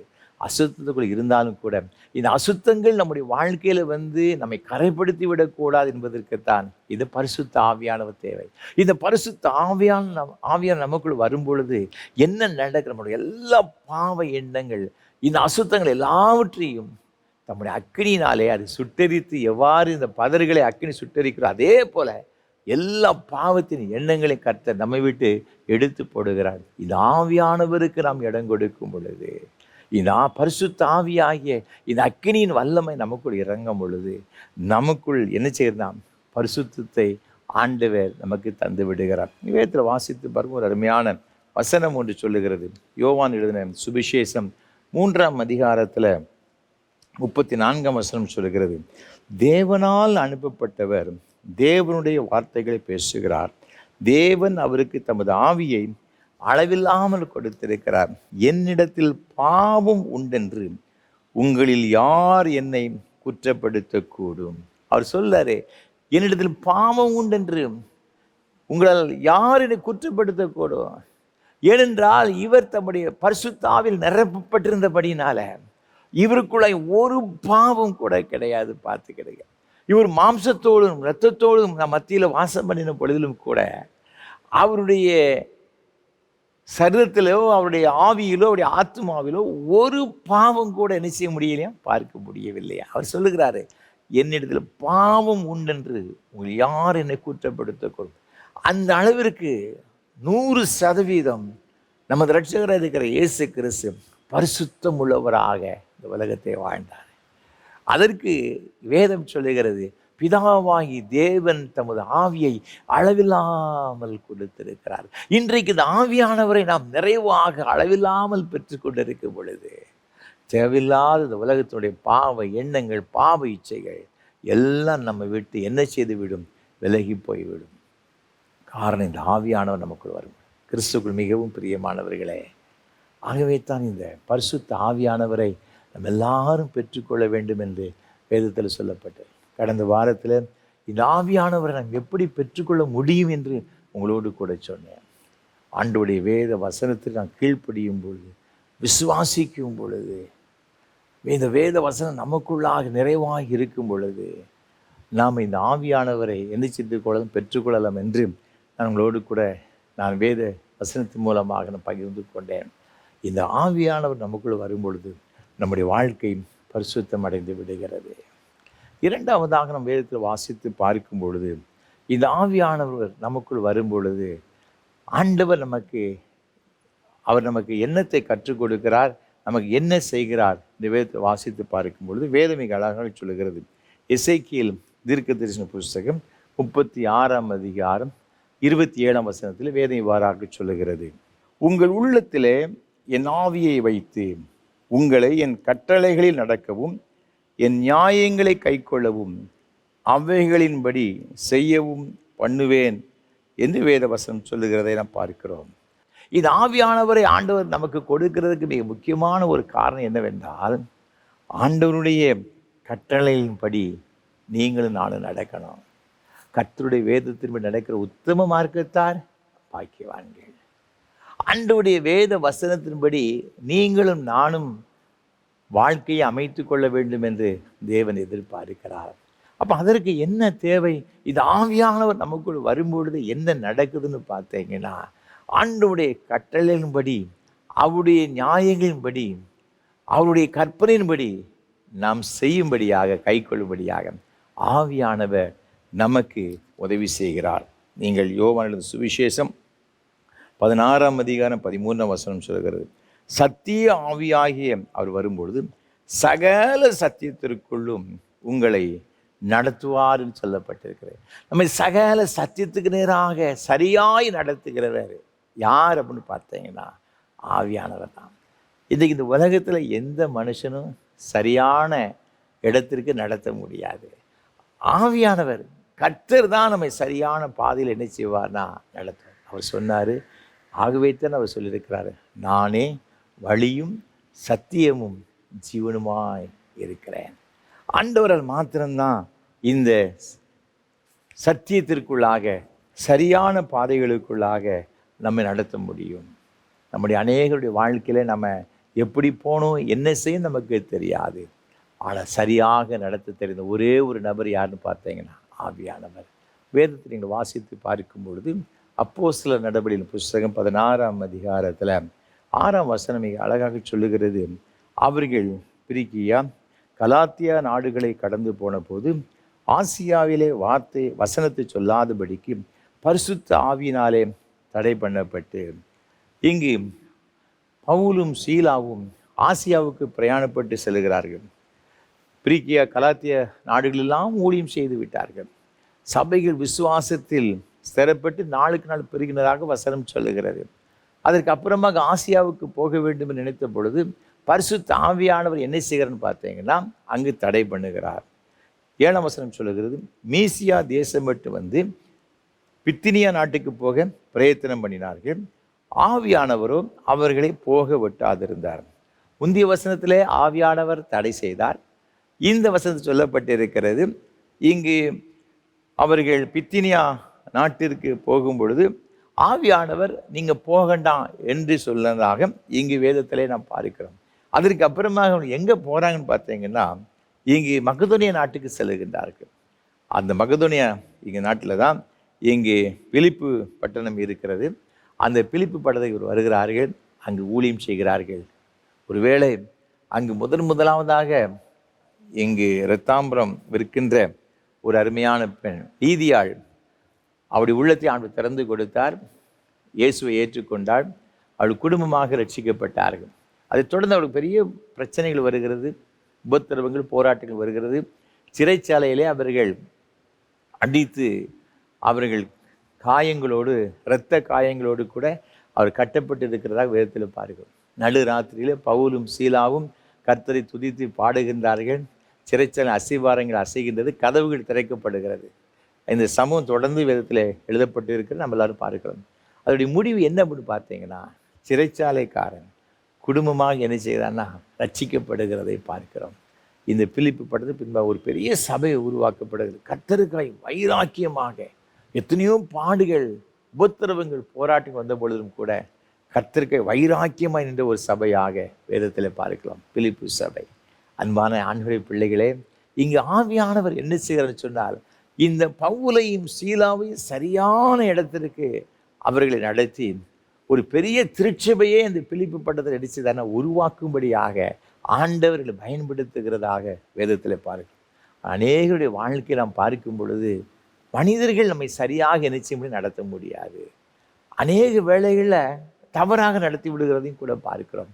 ஆவியானவரால் நாம் நடத்தப்படும் பொழுது அது எல்லாம் நமக்கு நன்மைக்கு எதுவாகத்தான் நடக்கும். பார்த்துக்கிட்டேங்க அன்பான ஆண்களுடைய பிள்ளைகளை, ஒரு சம்பவத்தை நான் ஒரு புத்தகத்தில் வாசித்தேன். ஒரு அருமையான ஒரு சகோதரி தன்னுடைய சின்ன குழந்தையை அவர் அழைத்து கொண்டு ட்ரெயினில் அவருடைய சொந்த ஊருக்கு பிரயாணப்பட்டு சென்றார்கள். இரவு நேரமாகிவிட்டது. அந்த கம்பார்ட்மெண்ட்டில் அவர் அருகாமையிலே ஒரு அருமையான ஒரு முதியவர் ஒருவர் இருந்தார். நம்ம சொன்னாங்க அந்த பெரியவரை பார்த்து, ஐயா நான் இந்த குறிப்பிட்ட இடத்திற்கு போக வேண்டும், எனக்கு எந்த ஸ்டேஷன்னு தெரியாது, அங்கே போய் நீங்கள் தயவு செய்து அந்த ஸ்டேஷன் வரும்போது எனக்கு சொல்லுங்கள் என்று அந்த அம்மா சொன்னாங்க. அந்த பெரியவர் சொன்னார், கண்டிப்பாக உனக்கு சொல்லுகிறேன் அம்மா, நான் வரும்பொழுது நான் உங்களுக்கு சொல்லிவிடுகிறேன், நீங்கள் இறங்கிக் கொள்ளுங்கள் சொன்னார். வெகு நேரம் இந்த ட்ரெயின் பிரயாணப்பட்டு கொண்டிருந்தது. ஒரு குறிப்பிட்ட ஸ்டேஷன் வந்தபொழுது அந்த பெரியவர் சொன்னார், அம்மா அடுத்த ஸ்டேஷனில் நீங்கள் இறங்கணும். இரவு வெகு நேரமாகிவிட்டது, அநேகர் தூங்கி கொண்டிருந்தார்கள். ஆக நீங்கள் அடுத்த ஸ்டேஷன் ரொம்ப ஆயத்தமாக இருங்க சொன்னாங்க. கொஞ்ச நேரம் இந்த ட்ரெயின் சென்று கொண்டு திடீரென்று ஒரு ஆற்று பாலம், அதிலே இந்த வண்டி சிக்னலுக்காக நின்று விட்டது. நின்ற உடனே இந்த பெரியவர் சொன்னார், இவர்கள் சொன்ன இந்த சகோதரி சொன்ன குறிப்பிட்ட ஸ்டேஷன் வந்து விட்டதுன்னு சொல்லி, அம்மா உங்கள் ஸ்டேஷன் வந்து விட்டது, நீங்கள் இறங்கிக் கொள்ளுங்க சொன்ன உடனே அந்த அம்மா தன்னுடைய குழந்தையை எடுத்துக்கொண்டு அவர்கள் இந்த ட்ரெயினுடைய வாசல் பகுதி, படிக்கட்டு பகுதி, வாசல் பகுதிக்கு வந்து இறங்கும்படியாக அவர் வந்தார்கள். இந்த பெரியவர் அந்த அம்மாவுடைய லக்கேஜ், ஒரு சின்ன ஒரு பேக், 2 பை இருந்துச்சு, அதை தூக்கி கொண்டு வந்தார். நீங்கள் இறங்குன்னு சொன்ன உடனே முதலாவதாக அந்த அம்மா இறங்கினாங்க. நீங்கள் இறங்குங்க, உங்களுக்கு உங்களுடைய லக்கேஜை கையில் தூக்கி தந்துடுன்னு சொன்ன உடனே இந்த அம்மா இறங்கினாங்க. இறங்கின பிறகு இந்த பெரியவர் சொன்னார், அம்மா உங்கள் லக்கேஜை வாங்கிக்கொள்ளுங்கன்னு சொல்லி அவங்க வெளியே எட்டி பார்க்குறாங்க. அந்த அம்மாவை காணல. என்ன சிஸ்டர்னு சொல்லி கூப்பிட்டு பார்த்துருக்குறாங்க. அம்மா எங்கே இருக்குன்னு சொல்லி கூப்பிடும்போது சத்தத்தை காணல. எட்டி பார்க்கிறார். அந்த பாலத்துக்கு கீழே அந்த பெரிய ஒரு ஆற்றுக்கு மேலே உள்ள இந்த பாலத்தில் வண்டி நின்று கொண்டிருந்தது. அது பயங்கர வெள்ளத்தோடு ஒரு இறைச்சலோடு கூட அந்த ஆற்று தண்ணீர் இந்த அம்மா கால் தவறி இடிச்சிட்டாங்கன்னா அது ஸ்டேஷன் கிடையாது, அப்படியே கீழே விழுந்து ஆற்றோடு சென்று விட்டார்கள். எவ்வளோ பெரிய ஒரு பரிதாபம்! இதை பார்த்தோடு இந்த பெரியவர் தலையில் அடித்து, ஐயோ ஐயோ, நான் கொன்று போட்டு விட்டேன் இந்த மகளை, சகோதரியை, நானே இவர்களை தள்ளிவிட்டேன்னு சொல்லி புலம்பிக் கொண்டிருந்தார் என்பதாக அந்த செய்தியிலே நான் படித்தேன். அன்பானவர்கள், அநேக வேளைகளில் நாம் இதுதான் சரி என்று சொல்லி நாம் சில வேளைகளில் சில டிசிஷன் எடுத்து சென்று கொண்டு விடுகிறோம். ஆனால் ஆவியானவர்கிட்ட நம்ம தெளிவாக நம்ம கேட்டு, ஆவியானவர் என்ன செய்வார்னா நமக்குள் இருப்பார்னு சொன்னால் நம்ம தவறான டிசிஷன் எதுவும் நினைச்ச முடியாது, ஒரு நாள் நினைச்ச முடியாது, எடுக்க முடியாது. இன்றைக்கி அநேகருடைய வாழ்க்கையில் சில தோல்விகள், பிஸ்னஸில், குடும்பத்தில், பிள்ளைகளுடைய வாழ்க்கையில். ஏன் அப்படின்னு பார்த்தீங்கன்னா, மாம்சீகமாக பல வேளைகளில் நாம் சில டிசிஷன் எடுத்து விடுகிறோம். அதே வேளையில் ஆண்டவருடைய சமூகத்தில் காத்திருந்து ஆவியானோடைய நடத்துதலுக்கு நம்ம ஒப்பு கொடுத்து, நாம் ஆவியோட நடத்துதலுக்கு நாம் கீழ்ப்படிந்து, ஆண்டவரே நான் என்ன செய்யணும், என்னை நடத்துங்கன்னு சொல்லும் பொழுது ஆண்டவர் நம்ம நடத்த முடியாது. சரியான ஒரு பாதையிலே நம்ம செல்லுறது மாத்திரமல்ல, அது நமக்கு ஆசீர்வாதமாக மகிழ்ச்சியாக இருக்கும் என்பதில் எந்த விதமான சந்தேகம் கிடையாது. ஏசாயா 11ஆம் அதிகாரம் 2ஆம் வசனம் சொல்கிறது, ஞானத்தையும் உணர்வையும் அருளும் ஆவியையும் ஆலோசனையும் பலனையும் அருளும் ஆவியையும் ஆண்டவர் நமக்கு என்ன செய்கிறார், தருகிறார். நமக்கு ஆலோசனை தருகிறவர். நம்ம என்ன செய்யணும், யாது செய்யணும், நமக்கு சரியான பாதை நடத்துகிறவர். ஆகவே தன் ஏசாயா தீர்க்கதரிசன புத்தகம் 30ஆம் அதிகாரம் 21ஆம் வசனம் சொல்கிறது, நீங்கள் வலதுபுறமாய் சாயும் போதும் இடதுபுறமாய் சாயும் போதும் வழி இதுவே, இதிலே நடவுங்கள் என்று உங்களுக்கு பின்னாலே சொல்லும் வார்த்தையை உங்கள் காதுகள் கேட்கும். நமக்கு எது வழின்னு தெரியாதுங்க, எப்படி போகணும்னு தெரியாது. சில வேளைகள் நம்ம வலதுபுறமோ இடதுபுறமோ சாயும் பொழுது அவர் சொல்லுவார், நம்ம பின்னால் நமக்கு சொல்கிற சத்தத்தை நம்ம கேட்போமா, மகளே மகளே இதில் நட, வழி இதுவே என்று சொல்லுகிற சத்தத்தை கேட்போம். ஆவியானுடைய சத்தத்தை கேட்கக்கூடிய அளவிற்கு நம்முடைய காதுகள் விருத்த சேதனம் பண்ணப்பட்டிருக்கணும். நம்முடைய செவிகள் அவருடைய வார்த்தையை கவனமாக கேட்கக்கூடிய அளவிற்கு நாம் அதற்கு கீழ்ப்படிந்திருக்கணும். பார்த்து கிடையாது, நம்ம ஒப்பு கொடுத்துருக்கணும். இன்றைக்கு ஆவியானவரை பெற்றுக்கொள்ளாதபடினால தான் அநேகருடைய வாழ்க்கையில் தோல்விகள், பிஸ்னஸில் தோல்விகள், குடும்ப வாழ்வில் தோல்விகள், அநேகர் இதன் மூலமாக வாழ்க்கையே இணைச்சனை இழந்து விடுகிறார்கள். அன்பான ஆண்டவருடைய பிள்ளைகளே, இந்த நாளில் நாம் வெற்றியுள்ள ஒரு வாழ்க்கை வாழ வேண்டும், ஆசீர்வாதமான ஒரு வாழ்க்கை வாழ வேண்டும் என்பதற்காகத்தான் பிதாவாகிய தேவன் குமாரன் இருக்கிற இயேசு கிறிஸ்து மூலமாக நாம் எதெல்லாம் நம்ம கேட்கிறோமோ அதை தரும்படியாக இந்த பரிசுத்த ஆவியானவர் இருக்கின்றார். இந்த பரிசுத்த ஆவியானவரை நாம் கேட்கும்போது அவர் நமக்குள் வந்து நம்மை சரியான பாதையில் நினைச்சுவாரா, நடத்துவார். நீங்கள் வசனம் சொல்லுகிறது, ரோமர்கள் நிருபம் 8ஆம் அதிகாரம் 14ஆம் வசனத்தில், எவர்கள் தேவனுடைய ஆவியினாலே நடத்தப்படுகிறார்களோ அவர்கள் தேவனுடைய புத்திரராக இருக்கிறார்கள். நாம் எல்லாரும் தேவனுடைய ஆவியினால் நடத்தப்படுகிறவர்களாக இருக்க வேண்டும். அவர் நடத்தப்படும் பொழுது ஒரு சேதம் வராது. அவர்கள் தான் என்னதுன்னா ஆண்டவருடைய புத்திரராக இருக்கிறார்கள். நீங்கள் நானும் ஆண்டவருடைய ஆவியினால் நடத்தப்பட்டு ஆண்டவருடைய பிள்ளைகளாக இருக்கும்படியாக அழைக்கப்பட்டிருக்கிறேன். கடைசியாக ஒன்றை சொல்லி நான் நிறைவு செய்ய விரும்புகின்றேன். மூன்றாவதாக பேதுரு வாசித்து பார்க்கும் பொழுது, இந்த ஆவியானவர் நமக்கு வரும்பொழுது அதனுடைய நன்மைகள் என்ன என்பது குறித்து வேதம் மிக அழகாக சொல்லுகிறது. பரிசுத்த ஆவி உங்களிடத்தில் வரும்போது நீங்கள் பலனடைந்து எருசலேமிலும் யூதேயா முழுவதிலும் சமாரியாவிலும் பூமியின் கடைசி பரியந்தமும் எனக்கு சாட்சிகளாய் இருப்பீர்கள். மூன்றாவதாக ஆண்டவர் நமக்கு தருகிற ஒரு ஆசீர்வாதம், இது ஆவியானவர் நமக்குள் வரும்பொழுது ஒரு பெரிய ஒரு பலனை நாம் என்ன செய்து கொள்கிறோம், பெற்றுக்கொள்கிறோம்.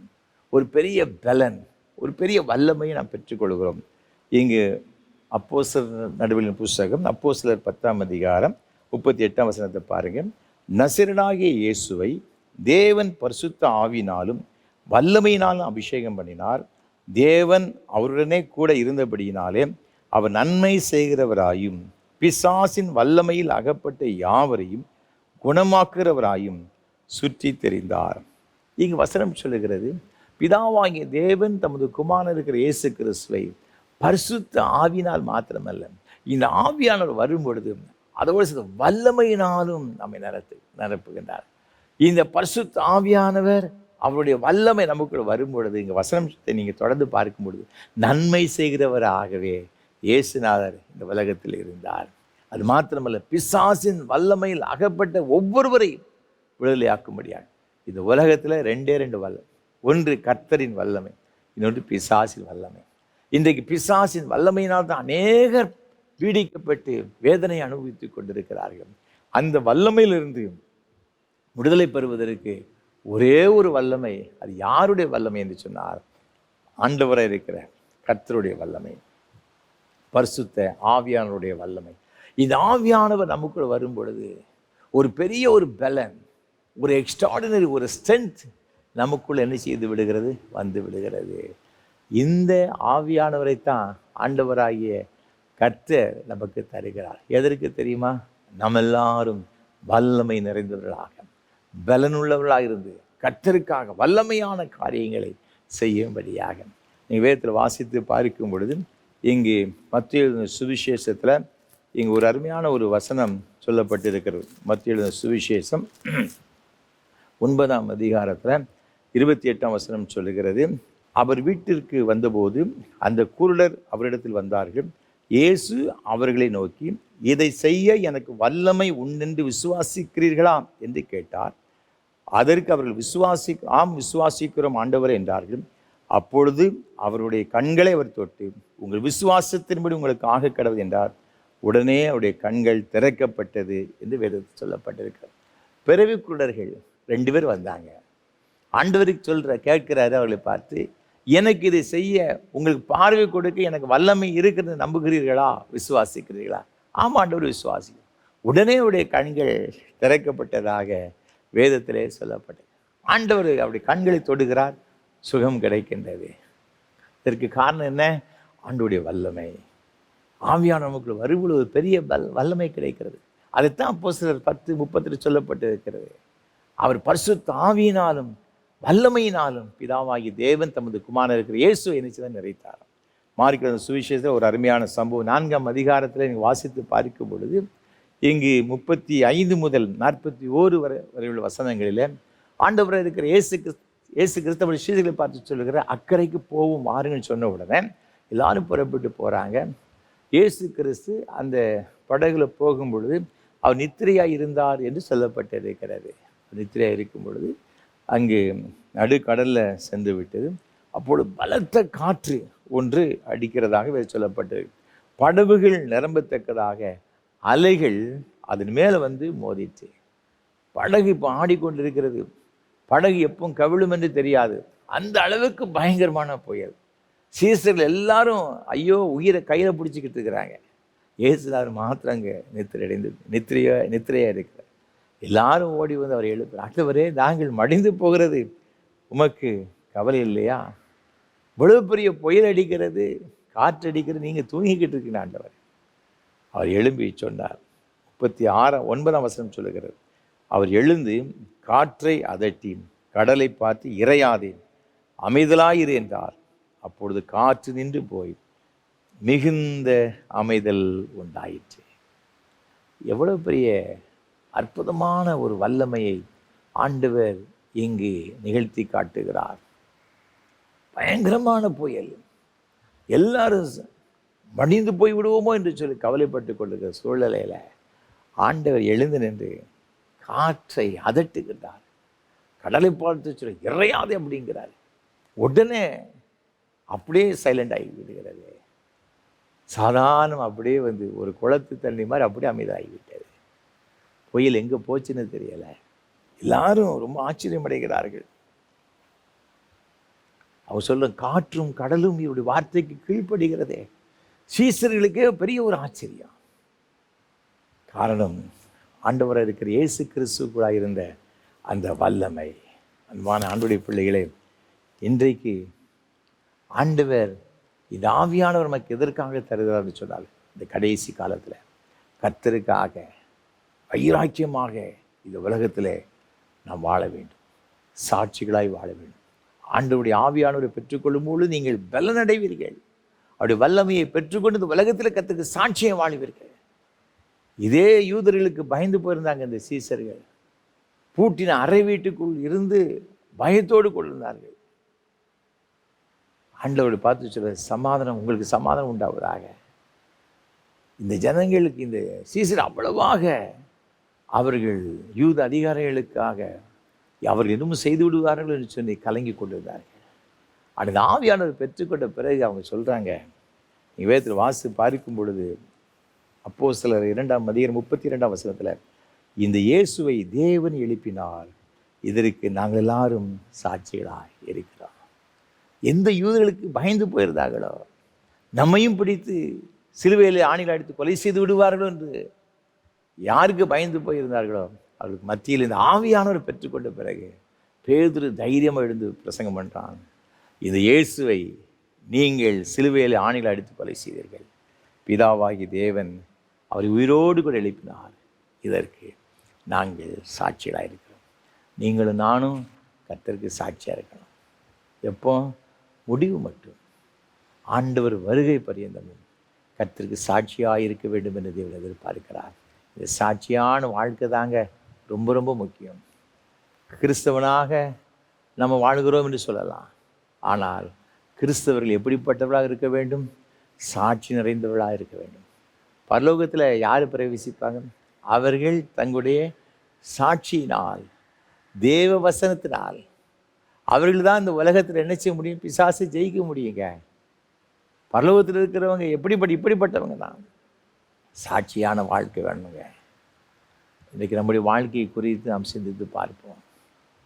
ஆலயத்துக்கு வரும் பொழுது, ஆண்டவரை ஆராதிக்கும் பொழுது, நம்மை போல ஒரு பரிசுத்தவாட்டிகள் யாரும் இல்லைன்னு சொல்லலாம். ஆனால் நம்முடைய அன்றாட ஒரு வாழ்க்கையில் நாம் எப்படி வாழ்ந்து கொண்டிருக்கிறோம் யோசித்து பாருங்கள். ஆண்டவரே, நான் உம்முடைய ஆவியினால் நடத்தப்படுகிற ஒரு வாழ்க்கை வாழ்வதற்கு எனக்கு இந்த ஆவியானவரை எனக்கு நிறைவாய் தாரும் ஆண்டவரே என்று சொல்லுவோம். என்னுடைய வாழ்க்கை ஒரு பரிசுத்தமுள்ள ஒரு வாழ்க்கை இருப்பதற்கு எனக்குள் நீங்கள் வாங்க ஆண்டவர் சொல்லி அவரை வருந்தி அழைக்கும் பொழுது இந்த ஆவியானவர் நமக்குள் வருவார், நம்மை பரிசுத்தப்படுத்துவார், சரியான பாதையில் நடத்துவார். தம்முடைய வல்லமையினாலும் கிருபையினாலும் நம்மை நிரப்பி இந்த உலகத்தில் சாட்சியை வாழ, ஆண்டோடைய நாமும் மகிமைக்கு வாழ நமக்கு உதவி செய்வார். அந்த கிருபைகளை கர்த்தர் தாமே நம் ஊர் தந்து வழிநடத்துவாராக. ஆமென்.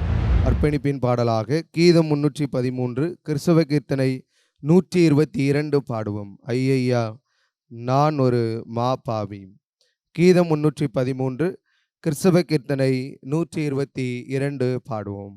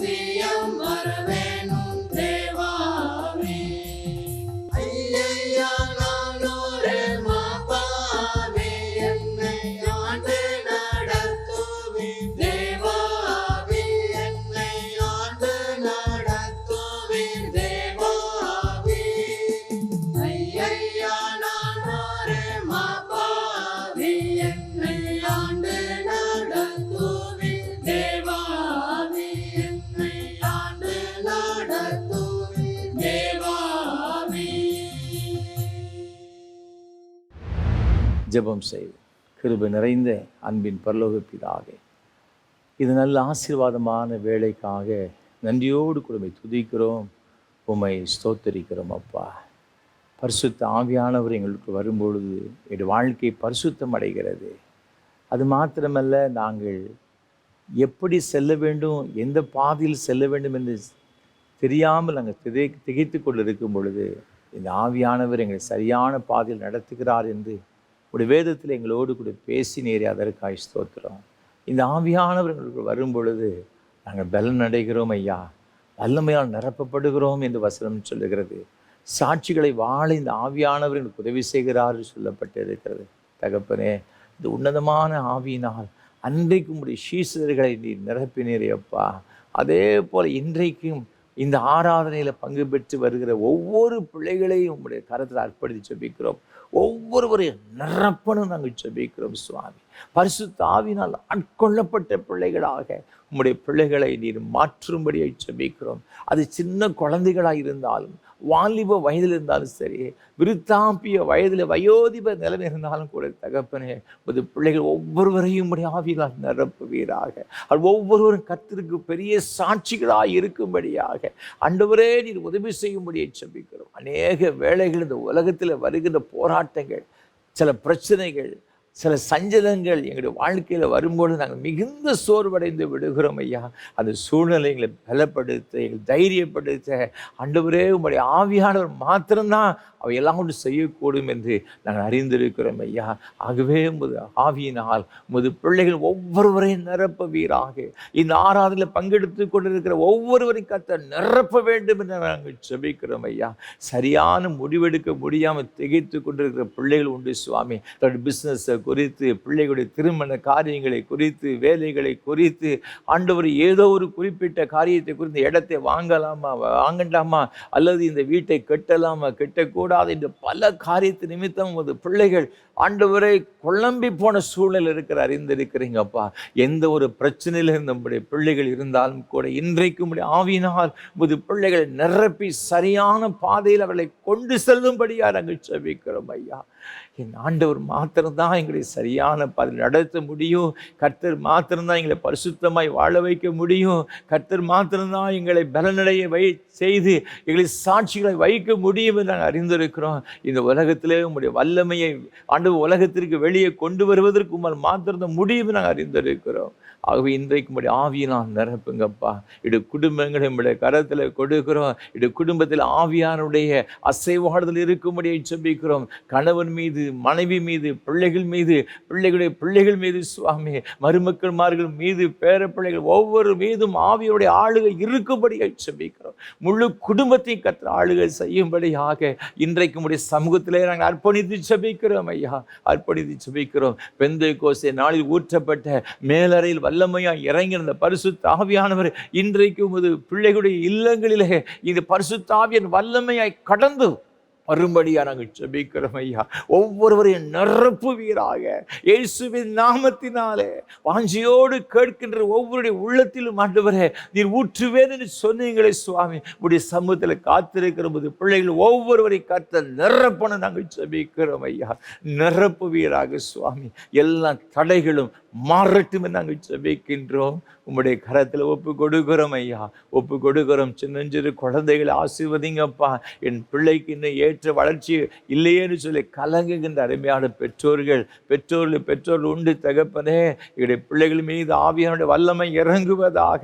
அன்றைக்கு அந்த பிறவி குருடனுடைய கண்களை திறந்த தெய்வமே, என்னுடைய பிள்ளைகளுடைய வாழ்க்கையில் காணப்படுற குறைவுகள் எல்லாம் நிறைவை மாறுவதாக. சரீர வளர்ச்சி ஏற்ற காலத்தில் ஆண்டவர் ஏற்ற வயதில் உண்டாகட்டும் நாங்கள் ஜெபிக்கிறோம் ஐயா. குறைபாடுகள் இயேசு கிறிஸ்துவின் மாறட்டும் என்று இயேசு கிறிஸ்துவின் நாமத்தினால நாங்கள் ஜெபிக்கிறோம் ஐயா. நீங்க அவ்வாறு செய்கிற தயவுக்காக உமக்கு ஸ்தோத்திரம் ஐயா. ஆண்டவரே, உயர் கல்விக்காக காத்திருக்கிற பிள்ளைகளுக்கு ஆண்டு உயர் கல்வியை பெற்றுக்கொள்வதற்கு கர்த்தருடைய கண்களில் கிருபை கிடைப்பதாக. மெரிட்ல உமது பிள்ளைகள் படிப்பதற்கு வேண்டிய வாய்ப்புகளை ஏற்படுத்தி கொடுப்பீராக. ஏற்ற காலத்தில் நல்ல வேலை வாய்ப்புகளை ஏற்படுத்தி தாருங்க ஐயா. அநேக ஆண்டுகளாக மாதங்கள் காலங்களாக உமது பிள்ளைகள் நல்ல வேலைக்காய் காத்திருக்கிற அறிந்திருக்கிறீர். உமது பிள்ளைகளுக்கு கர்த்தர் இரக்கம் பாராட்டுவீராக. நீங்க அவ்வாறு செய்கிற தயவுக்காக உமக்கு ஸ்தோத்திரம். அயல் நாடுகளில் சென்று பணி செய்யும்படி விரும்புகிற பிள்ளைகளுக்காக, அயல் நாடுகளில் சென்று படிக்கும்படி விரும்புகிற பிள்ளைகளுக்காக ஜெபிக்கிறோம். கர்த்தருடைய கரம் உமது பிள்ளைகளோடு கூட இருப்பதாக. அவருடைய வாஞ்சைகளை விருப்பில் கர்த்தர் நிறைவேற்றி கொடுப்பீராக. எல்லா தடைகளையும் கர்த்தர் மாற்றி போடுவீராக. சில குறிப்பிட்ட ஆண்டவரே பிள்ளைகள் சுவாமி அயல் நாடுகளில் செல்வதற்காக எவ்வளவோ பிரயாசப்பட்டார்கள், பணம் செலவழித்தார்கள், பணமும் கிடைக்கல, வெளிநாட்டுக்கு போக முடியல, கண்ணீரோடு கூட இருக்கிற பிள்ளைகள் உண்டு தகப்பனே. இப்பொழுது கர்த்தருடைய வல்லமை இந்த பிள்ளைகள் இறங்குவதாக சுவாமி. ஆண்டவரே, யார் யாரெல்லாம் இவருக்கு விரோதமாக செயல்பட்டார்களோ அவருடைய எல்லா கிரியைகளும் கர்த்தர் முற்றிலும் மாற்றி போட்டு உமது பிள்ளையுடைய வாழ்க்கையில் அற்புதம் செய்யும்படியா நாங்கள் ஜெபிக்கின்றோம். தகப்பனே, உமக்கு ஸ்தோத்திரம் ஐயா. திருமணத்திற்கு காத்திருக்கிற சகோதர சகோதரிகளுக்காக ஜெபிக்கிறோம் ஐயா. அநேக காலங்களாக, வெகு காலங்களாக இந்த பிள்ளைகள் திருமணத்திற்கு காத்திருக்கிற அறிந்திருக்கிறீங்க. சில குடும்பங்களில் பிள்ளைகளுக்கு வயதும் அதிகமாகிவிட்டது. மிகுந்த வேதனையோடு கண்ணீரோடு கூட சமுதிரம் காத்திருக்க அறிந்திருக்கிறீங்கப்பா. உமது பிள்ளையுடைய வாழ்க்கையில ஒரு நல்ல காரியம் நடப்பதாக. திருமண தடைகள் இயேசு கிறிஸ்துவின் நாமத்தினாலே மாறட்டும் நாங்கள் ஜெபிக்கிறோம். ஈசாக்கு ஒரு ஏற்ற ஒரு துணையை ரெபேக்காளை கொடுத்தீங்களப்பா. அதே போல் உமது பிள்ளைகள் ஒவ்வொருவருக்கும் ஏற்ற துணையை கொடுப்பீராக. ஆண்டவரே, அருமையான சகோதரிக்கு ஏற்ற ஒரு மணமகனை கொடுப்பீராக. ஆண்டவரே, அருமையான சகோதரனுக்கு ஏற்ற ஒரு மணமகளை கர்த்தர் கொடுக்கும்படியாய் ஜெபிக்கின்றோம் ஐயா. உம்மை நம்பிக்கையோடு கூட சமுதிரம் காத்திருக்கிற பிள்ளைகள் ஒரு நாள் வெட்கப்பட்டு போகாதபடிக்கு கர்த்தர் தடைகளை மாற்றி, ஆண்டவரே உமக்கு ஸ்தோத்திரம் ஐயா, வருகிற நாட்களுக்குள்ளாக சீக்கிரத்தில் இந்த குடும்பத்தில் நன்மையான காரியங்களை கட்டளையிடும்படியாய் ஜெபிக்கின்றோம். கற்பத்தின் கனியை கொடுத்து கர்த்தர் ஆசீர்வதிக்கும்படியாய் ஜெபிக்கிறோம். எல்லா தடைகளும் இயேசுவின் நாமத்தில் விலகட்டு நாங்கள் ஜெபிக்கிறோம் ஐயா. பேறுகால நிறைவேற்கரமையான சகோதரிகளுக்காக ஜெபிக்கிறோம் ஐயா. ஆண்டவரே உமக்கு ஸ்தோத்திரம். கற்பத்தின் கனியை பூரணப்படுத்தி சுகப்பிரசவத்தை கொடுப்பீராக. சிக்கலான பேறுகாலம் நமக்கு ஏற்பட்டு விடுமோ என்று சொல்லி கலங்குற பிள்ளைகளுக்கு ஜெபிக்கிறோம். எல்லாம் இயேசுவின் நாமத்தில் நார்மலாக முடியும்படி நாங்கள் ஜெபிக்கிறோம் ஐயா. அன்றைக்கு எபிரேய ஸ்திரீகளுக்கு கொடுத்து அந்த பலனையும் சத்துவத்தையும் உமது பிள்ளைகளுக்கு கொடுத்து கர்த்தர் ஆசீர்வதிப்பீராக. நீங்கள் அவ்வாறு செய்கிற தயவுக்காக உமக்கு கோடி ஸ்தோத்திரம். வயோதிப நிலைமைக்கு அருமையான பெற்றோர்களுக்காக ஜெபிக்கிறோம் ஐயா. ஆண்டவரே உமக்கு ஸ்தோத்திரம். தனிமையாக இருக்கிறேனே, என் பிள்ளைகளுடைய ஆதரவு எனக்கு கிடையாது. என் பிள்ளைகள் அயல் நாடுகளில் இருக்கிறாங்க. சில பெற்றோர்கள் பிள்ளைகள் இருந்தும் என் உதவி செய்ய முடியாத ஒரு சூழ்நிலையில் இருக்கிறாங்கப்பா. கண்ணீரோடு கூட உமது பிள்ளைகள் இந்த ஆறால் பங்கு பெற்று கொண்டு இருந்திருக்கிறீங்க. தயவாய் உமது பிள்ளைகளுக்கு இறங்குவீராக சுவாமி. திக்கற்றவர்களுக்கும் ஆண்டவரை ஆதரவற்றவர்களுக்கு உதவி செய்கிற ஆண்டவரையா. தாய் தகப்பன் இல்லாத பிள்ளைகளுக்கு தகப்பனாக இருக்கிற ஆண்டவரையா. அன்பு பெற்றோர்களை ஒரு விசை கண்ணோக்கி பார்ப்பீராக. வயோதிப நிலைமை இருக்கிற அருமையான பெரியவருடைய கரங்களை பிடித்து பயப்படுதான் உன்னோடு கூட இருக்கிறேன்னு சொன்னீங்க சுவாமி. அந்த வார்த்தையினால் பலப்படுத்த தயவுக்காக உமக்கு ஸ்தோத்திரம் ஐயா. நான் ஏந்துவேன், சுமப்பேன், தாங்குவேன், தப்புவிப்பேன், முதிர் வயது வரைக்கும் அப்படி செய்வேன்னு சொன்ன ஆண்டவர் ஐயா. அன்பு பிள்ளைகளை நீ அவ்வாறு ஏந்தி ஆதரித்து தாங்கி ஆசீர்வதிக்க வேண்டும் என்று நாங்கள் ஜெபிக்கிறோம். அவருடைய சரீர பலவீனம் உண்டு தகப்பனே. நீர் உடைய பலத்தினால் எடை கட்டி கொள்வீராக. இயேசுவின் நாமத்தினாலே அவளை பலப்படுத்துக, ஸ்திரப்படுத்துக. படுக்கையில் இருந்து கொண்டு பார்க்கிற அநேக பெற்றோர்களுடைய தகப்பனே, ஆண்டவரே அந்த படுக்கையெல்லாம் மாற்றி போட்டு அவளை பலப்படுத்தும்படியாக ஜெபிக்கிறோம். நீங்கள் அவ்வாறு செய்கிற தயவுக்காக கோடி ஸ்தோத்திரம் ஐயா. வியாதினால் கஷ்டப்படுகிற பிள்ளைகளுக்காக, மருத்துவமனை சிகிச்சை பெற்று வர பிள்ளைகளுக்காக ஜெபித்து கொண்டிருக்கிற அருமையான அவருடைய உடன் பிறந்த பிள்ளைகளுக்காக, ஆண்டவர் பெற்றோர்களுக்காக நாங்கள் ஜெபிக்கிறோம் சுவாமி. பிள்ளைகளுக்காக ஜெபிக்கிறோம் ஐயா. இவருடைய கண்ணீரின் ஜெபத்தை கேட்டு கர்த்தர் இந்த குடும்பத்தில் ஒரு அற்புதம் செய்வீராக. உச்சந்தலை மீது உள்ளங்கால் வரை என்னென்ன பலவீனத்தில் பாதிக்கப்பட்டிருக்கிற எல்லாம் பலவீனங்களிலிருந்தும் உமது பிள்ளைகளுக்கு ஒரு பரிபூரணமான விடுதலையை கொடுத்து கர்த்தர் ஆசீர்வதிப்பீராக. இருதய பலவீனங்கள், நுரையீரல் பிரச்சனைகள் அப்பா, சிறுநீரக பிரச்சனைகள், சுகர் பிரச்சனைகள் எல்லாம் இயேசுவின் நாமத்தில் முற்றிலுமாய் மாறுவதாக. நடக்க முடியாத பிரச்சனைகள், கண்களில் இருக்கிற பிரச்சனைகள், தலையில் இருக்கிற எல்லா பிரச்சனைகளும் இயேசுவின் நாமத்தினாலே மாறட்டும் நாங்கள் ஜெபிக்கிறோம். மன அழுத்தத்தில் பாதிக்கப்பட்ட பிள்ளைகளுக்கு ஜெபிக்கிறோம் ஐயா. ஒரு பூரண விடுதலை உண்டாகட்டும் என்று இயேசுவின் நாமத்தில் ஜெபிக்கிறோம் ஐயா. இன்னும் என்னென்ன பலவீனத்தில் பாதிக்கப்பட்டிருக்கிறார்களோ எல்லாவற்றிலும் ஒரு பிள்ளைகளுக்கு விடுதலையை கொடுத்து ஆசீர்வதிப்பீராக. குடும்பங்களில் கர்த்தர் பிரவேசிக்கும்படி ஜெபிக்கிற ஐயா. ரட்சிக்கப்படாத கணவன், ரட்சிக்கப்படாத மனைவி, ரட்சிக்கப்படாத பிள்ளைகள் மூலம் வருகிற எல்லா விதமான போராட்டமும் இயேசுவின் நாமத்தில் முற்றிலுமாய் மாறும்படி ஜெபிக்கிறோம். குடும்பங்கள் ஆண்டவரே ஒரு யோசுவின் குடும்பத்தை போல் சேபிக்கிற ஒரு குடும்பம் இருக்க கர்த்தர் அனுகிரகம் செய்ய வேண்டும் நாங்கள் ஜெபிக்கிறோம். நீங்கள் அவ்வாறு செய்த தயவுக்காய் ஸ்தோத்திரம். ஏழைகள், எளியவர்கள், திக்கற்றவர்கள், அனாதைகள், விதவைகள், கைவிடப்பட்ட ஒவ்வொருவருக்காய் ஸ்தோத்திரம்.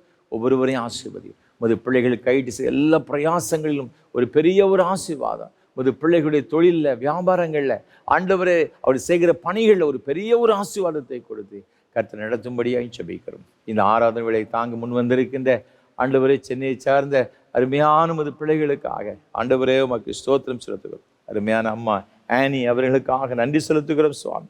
கர்த்தருடைய கரம் அது மகளோடு கூட இருப்பதாக சுவாமி. தேவரீர் ஆண்டவரே உம்முடைய நாமத்தை ஆண்டவரே நேசிக்கிறவர்கள் ஐயா, உம்மை நேசிக்கிற அருமையான அம்மா அப்பா, அதற்காக ஸ்தோத்திரம். அதுக்கு வேண்டிய நல்ல ஆசீர்வாதங்களை சந்ததி அவர்களுக்கு கொடுத்து வழிநடத்தும்படி ஜெபிக்கிறோம். நல்ல சுகத்தை, பலத்தை, நீடித்த சுகவாழ்வுகளுக்கு கொடுத்து நீ உன் பிள்ளைகளையும் இஸ்ரவேலுக்கு நாங்கள் சமாதானத்தை காண்பா என்ற வார்த்தையின்படி பெரிய ஆசீர்வாதங்களை அருமையான அம்மாவுக்கு கொடுக்கும்படி ஜெபிக்கிறோம். கொடுத்த அருமையான பிள்ளைகளுக்காக, அவருக்கு ஒரு நல்ல குடும்ப வாழ்வுக்காக, பேர குழந்தைகளுக்காக ஜெபிக்கிறோம் ஐயா. ஒவ்வொருவரையும் ஆசீர்வதிங்க ஐயா. அப்படி வாழ்க்கையின் எல்லா தேவைகளை கர்த்தர் சந்தித்து ஆண்டவரே உன்னதமான நம்முடைய இடத்திற்கு இந்த பிள்ளைகளை கர்த்தர் கொண்டு வந்து நிறுத்தி அவர்களை ஆசீர்வதிக்கும்படியே ஜெபிக்கிறோம் ஐயா. ஆண்டவரே நீங்கள் அவ்வாறு ஆசீர்வதிக்கிற தயவுக்காக கோடி ஸ்தோத்திரம், கோடி ஸ்தோத்திரம். ஆண்டவர் தொடர்ந்து உங்களுடைய தெய்வீக பிரசனத்திற்குள்ளாக இந்த குடும்பத்தை ஒப்பு கொடுக்கிறோம். நீங்கள் பொறுப்படுத்த வழியெடுத்து அதே போல் ஆண்டவரே இந்த வாரத்திலும் தங்களுடைய பிறந்தநாளை கொண்டாடுகிற சென்னையை சார்ந்த ஓய்வு பெற்ற பேராசியுடைய அன்பு மகளுக்காக நன்றி செலுத்துகிறோம் சுவாமி. அவர்களை ஆசீர்வதிங்க ஐயா. நன்மையினால் நிரப்புகிற ஆண்டவர் உடைய மகளை நன்மையினால் நிரப்புவீராக. அவர்களுக்கு வேண்டிய எல்லா விதமான ஆசீர்வாதங்களையும் ஆண்டவர் ஒன்று கூட குறைவில்லாமல் சம்பூர்ணமாய் கொடுப்பீராக. அவர் எதிர்பார்த்திருக்கிற நன்மைகளை ஆண்டவரே உமக்கு ஸ்தோத்திரம் நீர் கொடுப்பதற்கு நீர் வல்லவராய் இருக்கிறபடி நம்மை ஸ்தோத்திரிக்கிறோம் சுவாமி. தடைகள் இயேசுவின் நாமத்தில் விலகுவதாக. அவர் பணி செய்கிற இடத்திலும் உடைய ஆசீர்வாதம் நிறைவாய் தங்கியிருந்து உயர்த்தும்படி ஜெபிக்கிறோம். அருமையான பெற்றோர்களை கர்த்தர் ஆசீர்வதிங்க. நல்ல சுகத்தை, பலத்தை, நீடித்து சுகமாழ்வை கொடுத்து வழியெடுத்தும்படி ஜெபிக்கிறோம். தேவ கரத்திற்குள்ளாக, தேவ கிருபைக்குள்ளாக இந்த பிள்ளைகள் ஒப்புக் கொடுக்கிறோம். கர்த்தர் பொறுப்படுத்திக் கொள்ளும். இந்த ஆராதனை வேளையை ஆண்டவரே இதற்காய் ஜெபிக்கிற உழைக்கின்ற பிரயாசப்படுகிற ஒவ்வொருவருக்காய் ஸ்தோத்திரம். தாங்குகிற ஒவ்வொருவருக்காய் ஸ்தோத்திரம். ஒவ்வொருவரை ஆசீர்வதி நாமத்தை மையப்படுத்தும் இயேசு கிறிஸ்துவின் மூலம் ஜெபிக்கிறோம் பரிசுத்த பிதாவே.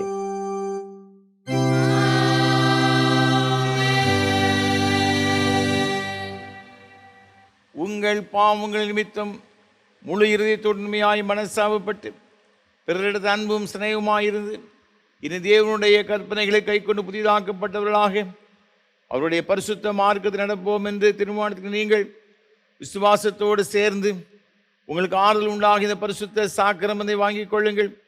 அதற்காக பணிவாய் முழங்கால் படியிட்டு சர்வ வல்லமையுள்ள தேவனை நோக்கி உங்கள் பாவங்களை மனத்தாழ்மையாய் அறிக்கையிடுங்கள். சர்வ வல்லமையுள்ள தேவனே, சர்வ வல்லமையுள்ள தேவனே, எங்கள் கர்த்தராகிய இயேசு கிறிஸ்துவின் பிதாவே, சகலத்தையும் சிருஷ்டித்தவரே, சகல மனிதருக்கு நியாயாதிபதியே, தேவரீருடைய நீதியுள்ள குறப்பாவாக்கினை எங்கள் மேல் வரத்தக்கதாக நாங்கள் அடிக்கடி நினைவினாலும் வார்த்தையினாலும் கிரியையினாலும் திவ்ய மகத்துவத்துக்கு விரோதமாய் அங்கரித்து செய்த பலவிதமான பாவங்களையும் அக்கிரமங்களையும் அறிக்கையிட்டு புலம்புகிறோம். இந்த குற்றங்களை குறித்து நாங்கள் உண்மையாய் மனசாவப்பட்டு முழு மனதோடு துக்கப்படுகிறோம். அவைகளை நினைத்து வேதனைப்படுகிறோம். அவைகள் எங்களாலே சுமக்கப்படாத பாரம். எங்களுக்கு இறங்கும், மிகுந்த இறக்கமுள்ள பிதாவே எங்களுக்கு இறங்கும். நாங்கள் செய்த யாவது குமாரனும் எங்கள் கர்த்தருமாகிய இயேசு கிறிஸ்துவின் எங்களுக்கு மன்னியும். உமது நாமத்துக்கு கனமும் மகிமை உண்டாக.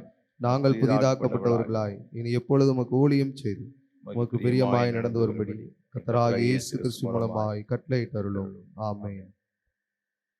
உத்தம மனஸ்தாபத்தோடும் உண்மையான விசுவாசத்தோடும் தமது மனம் திரும்புகிற யாவருக்கும் பாவமன்னிப்பு அருளி செய்வோம் என்று மிகுந்த இரக்கமாக வாக்குத்தத்தம் செய்திருக்கிற நம்முடைய பரம பிதாவாகிய சர்வ வல்லமையுள்ள தேவன் நம்முடைய கர்த்தராய் இருக்கிற இயேசு கிறிஸ்து நிமித்தம் உங்களுக்கு இறங்கி உங்கள் பாவங்கள் எல்லாவற்றையும் மன்னித்து அவர்கள் விடுதலையாக்கி சகல நன்மையிலும் உறுதிப்படுத்தி நிறுத்தி உனித்திய ஜீவகரையில் சேர்ப்பாராக.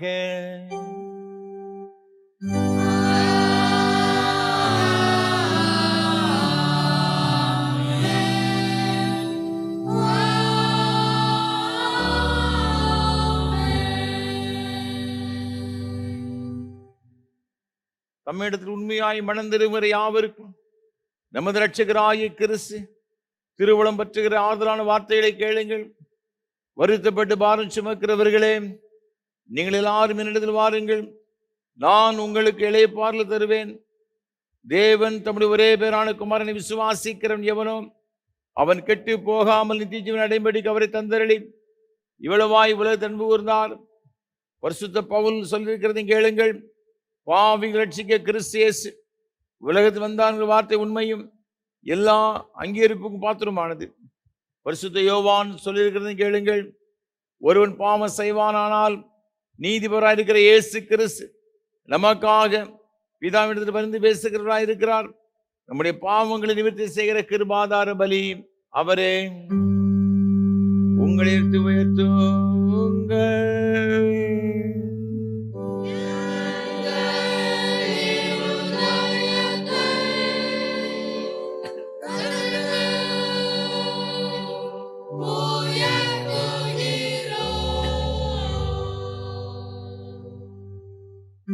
நம்முடைய கர்த்தராய் தேவன் தோத்திரம் செலுத்த கடவோம்.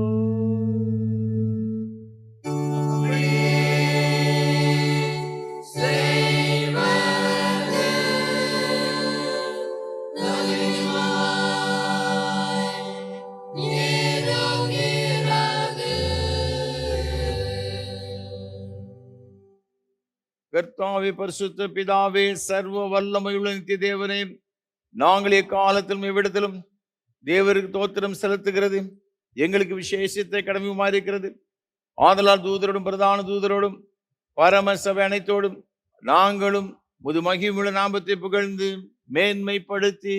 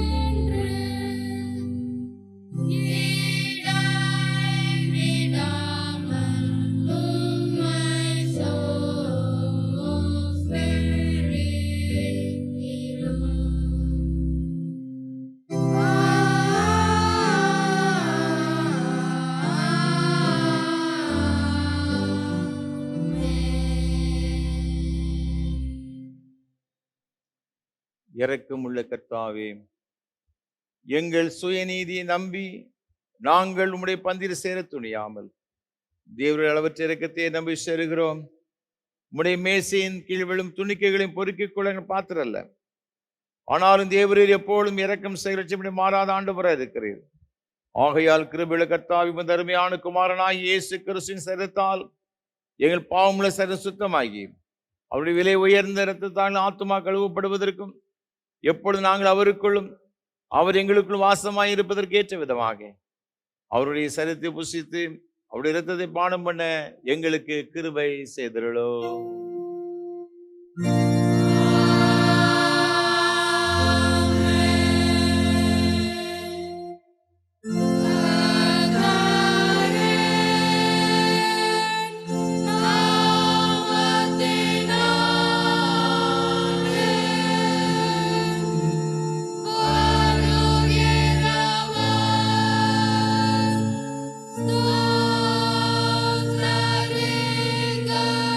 Bye.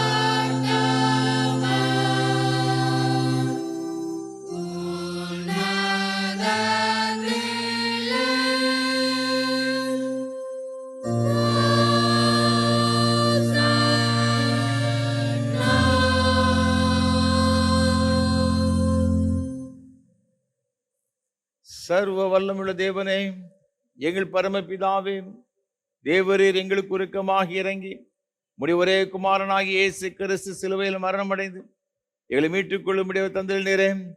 அவர் சிலுவையிலே ஒரே தரம் தம்மை ஏகபரியாக ஒப்புக் கொடுத்து சர்வலோகத்தின் பாவங்களை நிவர்த்தி செய்வதற்கு நிறைவும் பூரணமும் பொதுமான பலியையும் காணிக்கையும் பரிகாரத்தையும் செலுத்ததும் அல்லாமல் தமது அருமையான மரணத்தை இன்றைக்கு நினைப்பூட்டு ஞாபகத்தை நியமித்து தாம் திரும்ப வருமளவும் நாங்கள் அதை அனுசரித்து வரும்படி தமது சுவிசேஷத்தில் கட்டிட்டிருக்கிறாரே.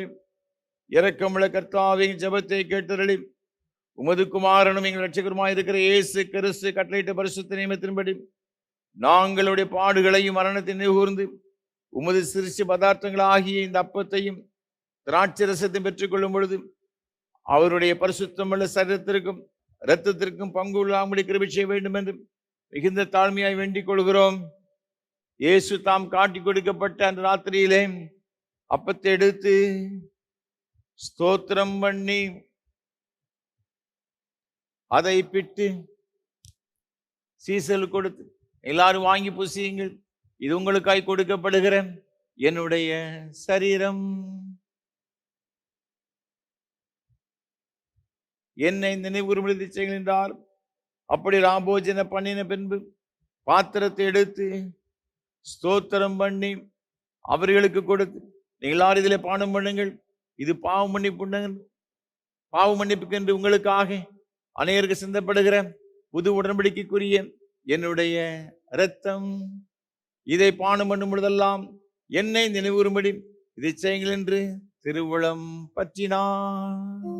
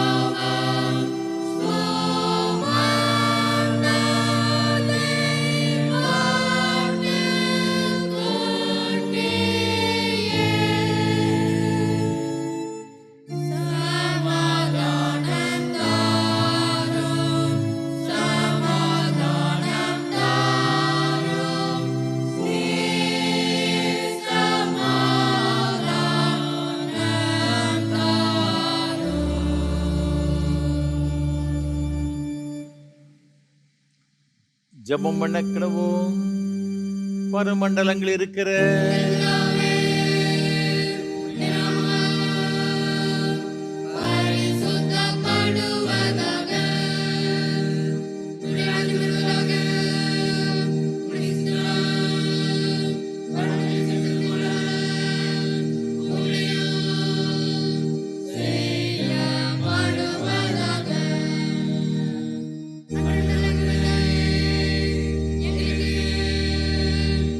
ஏற்ற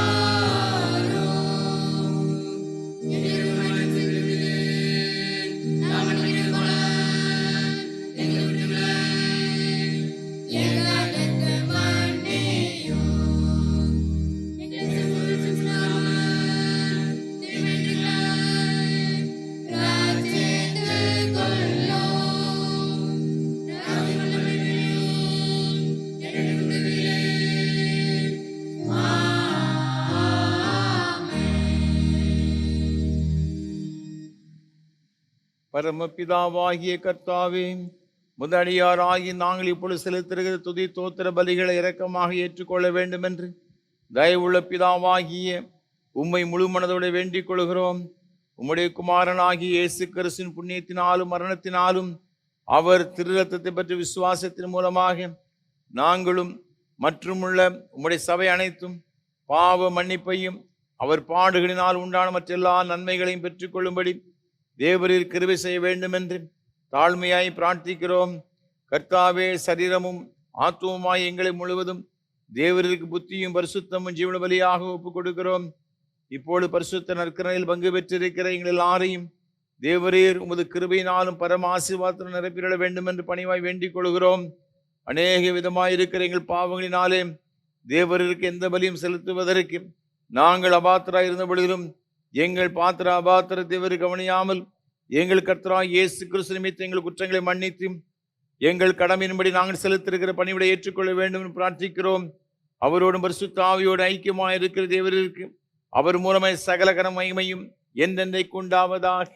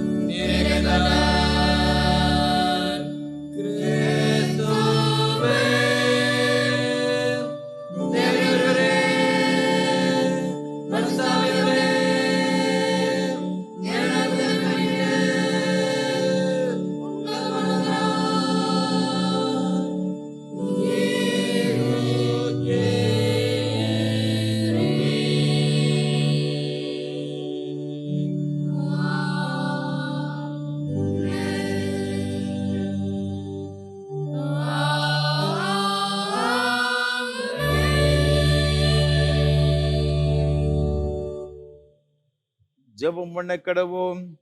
சர்வ வல்லமை உள்ள தேவனே, இன்று நாங்கள் காதாலை கேட்ட வாக்கியங்கள் பலனற்றதாய் போகாமல் உம்முடைய நாமத்திற்கு கனமும் புகழும் உண்டாவதற்கு ஏதுவாகிய நன்னடைக்கை ஆகிய கனிகளை கொடுக்கும்படி உம்முடைய கிருபையால் அந்த வாக்கியங்களை எங்கள் இருதயத்தில் வைத்திருக்க வேண்டும் என்று ஆண்டவர் இயேசு கிறிஸ்துவின் மூலமாய் வேண்டிக் கொள்கிறோம்.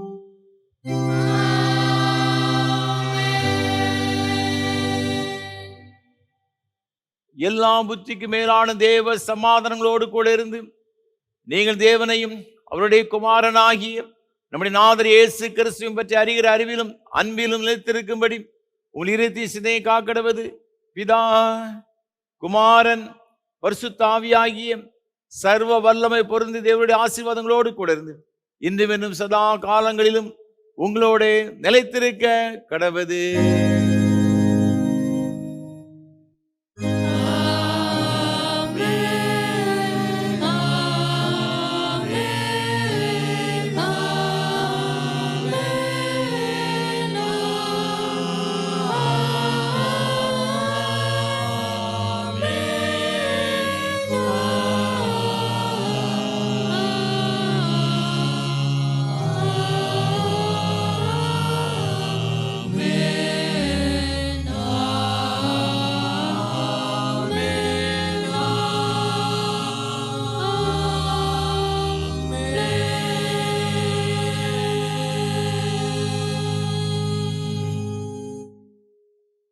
நிறைவு கீதமாக கீதம் 317 பாமாலை 276 பாடுவோம். சுத்த ஆவி என்னில் தங்கும்.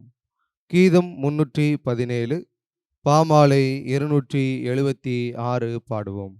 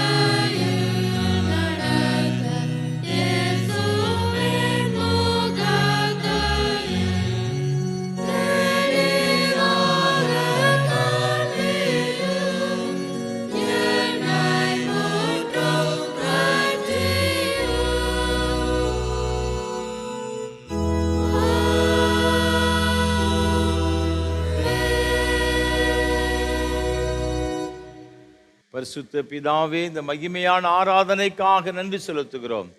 பரலோகத்தின் தேவரின் மத்தியில் எழுந்தருளி உங்களுடைய பிரசன்னத்தில் நிறைத்து எங்கள் ஒவ்வொருவரையும் ஆசீர்வதித்தீரே, முக்கோடாக கூடி ஸ்தோத்திரம்.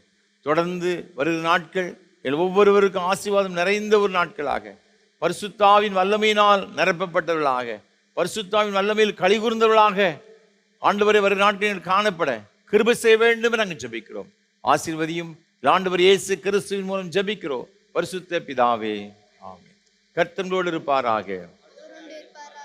தெய்வ சமாதானத்தோடு சென்று வாருங்கள்.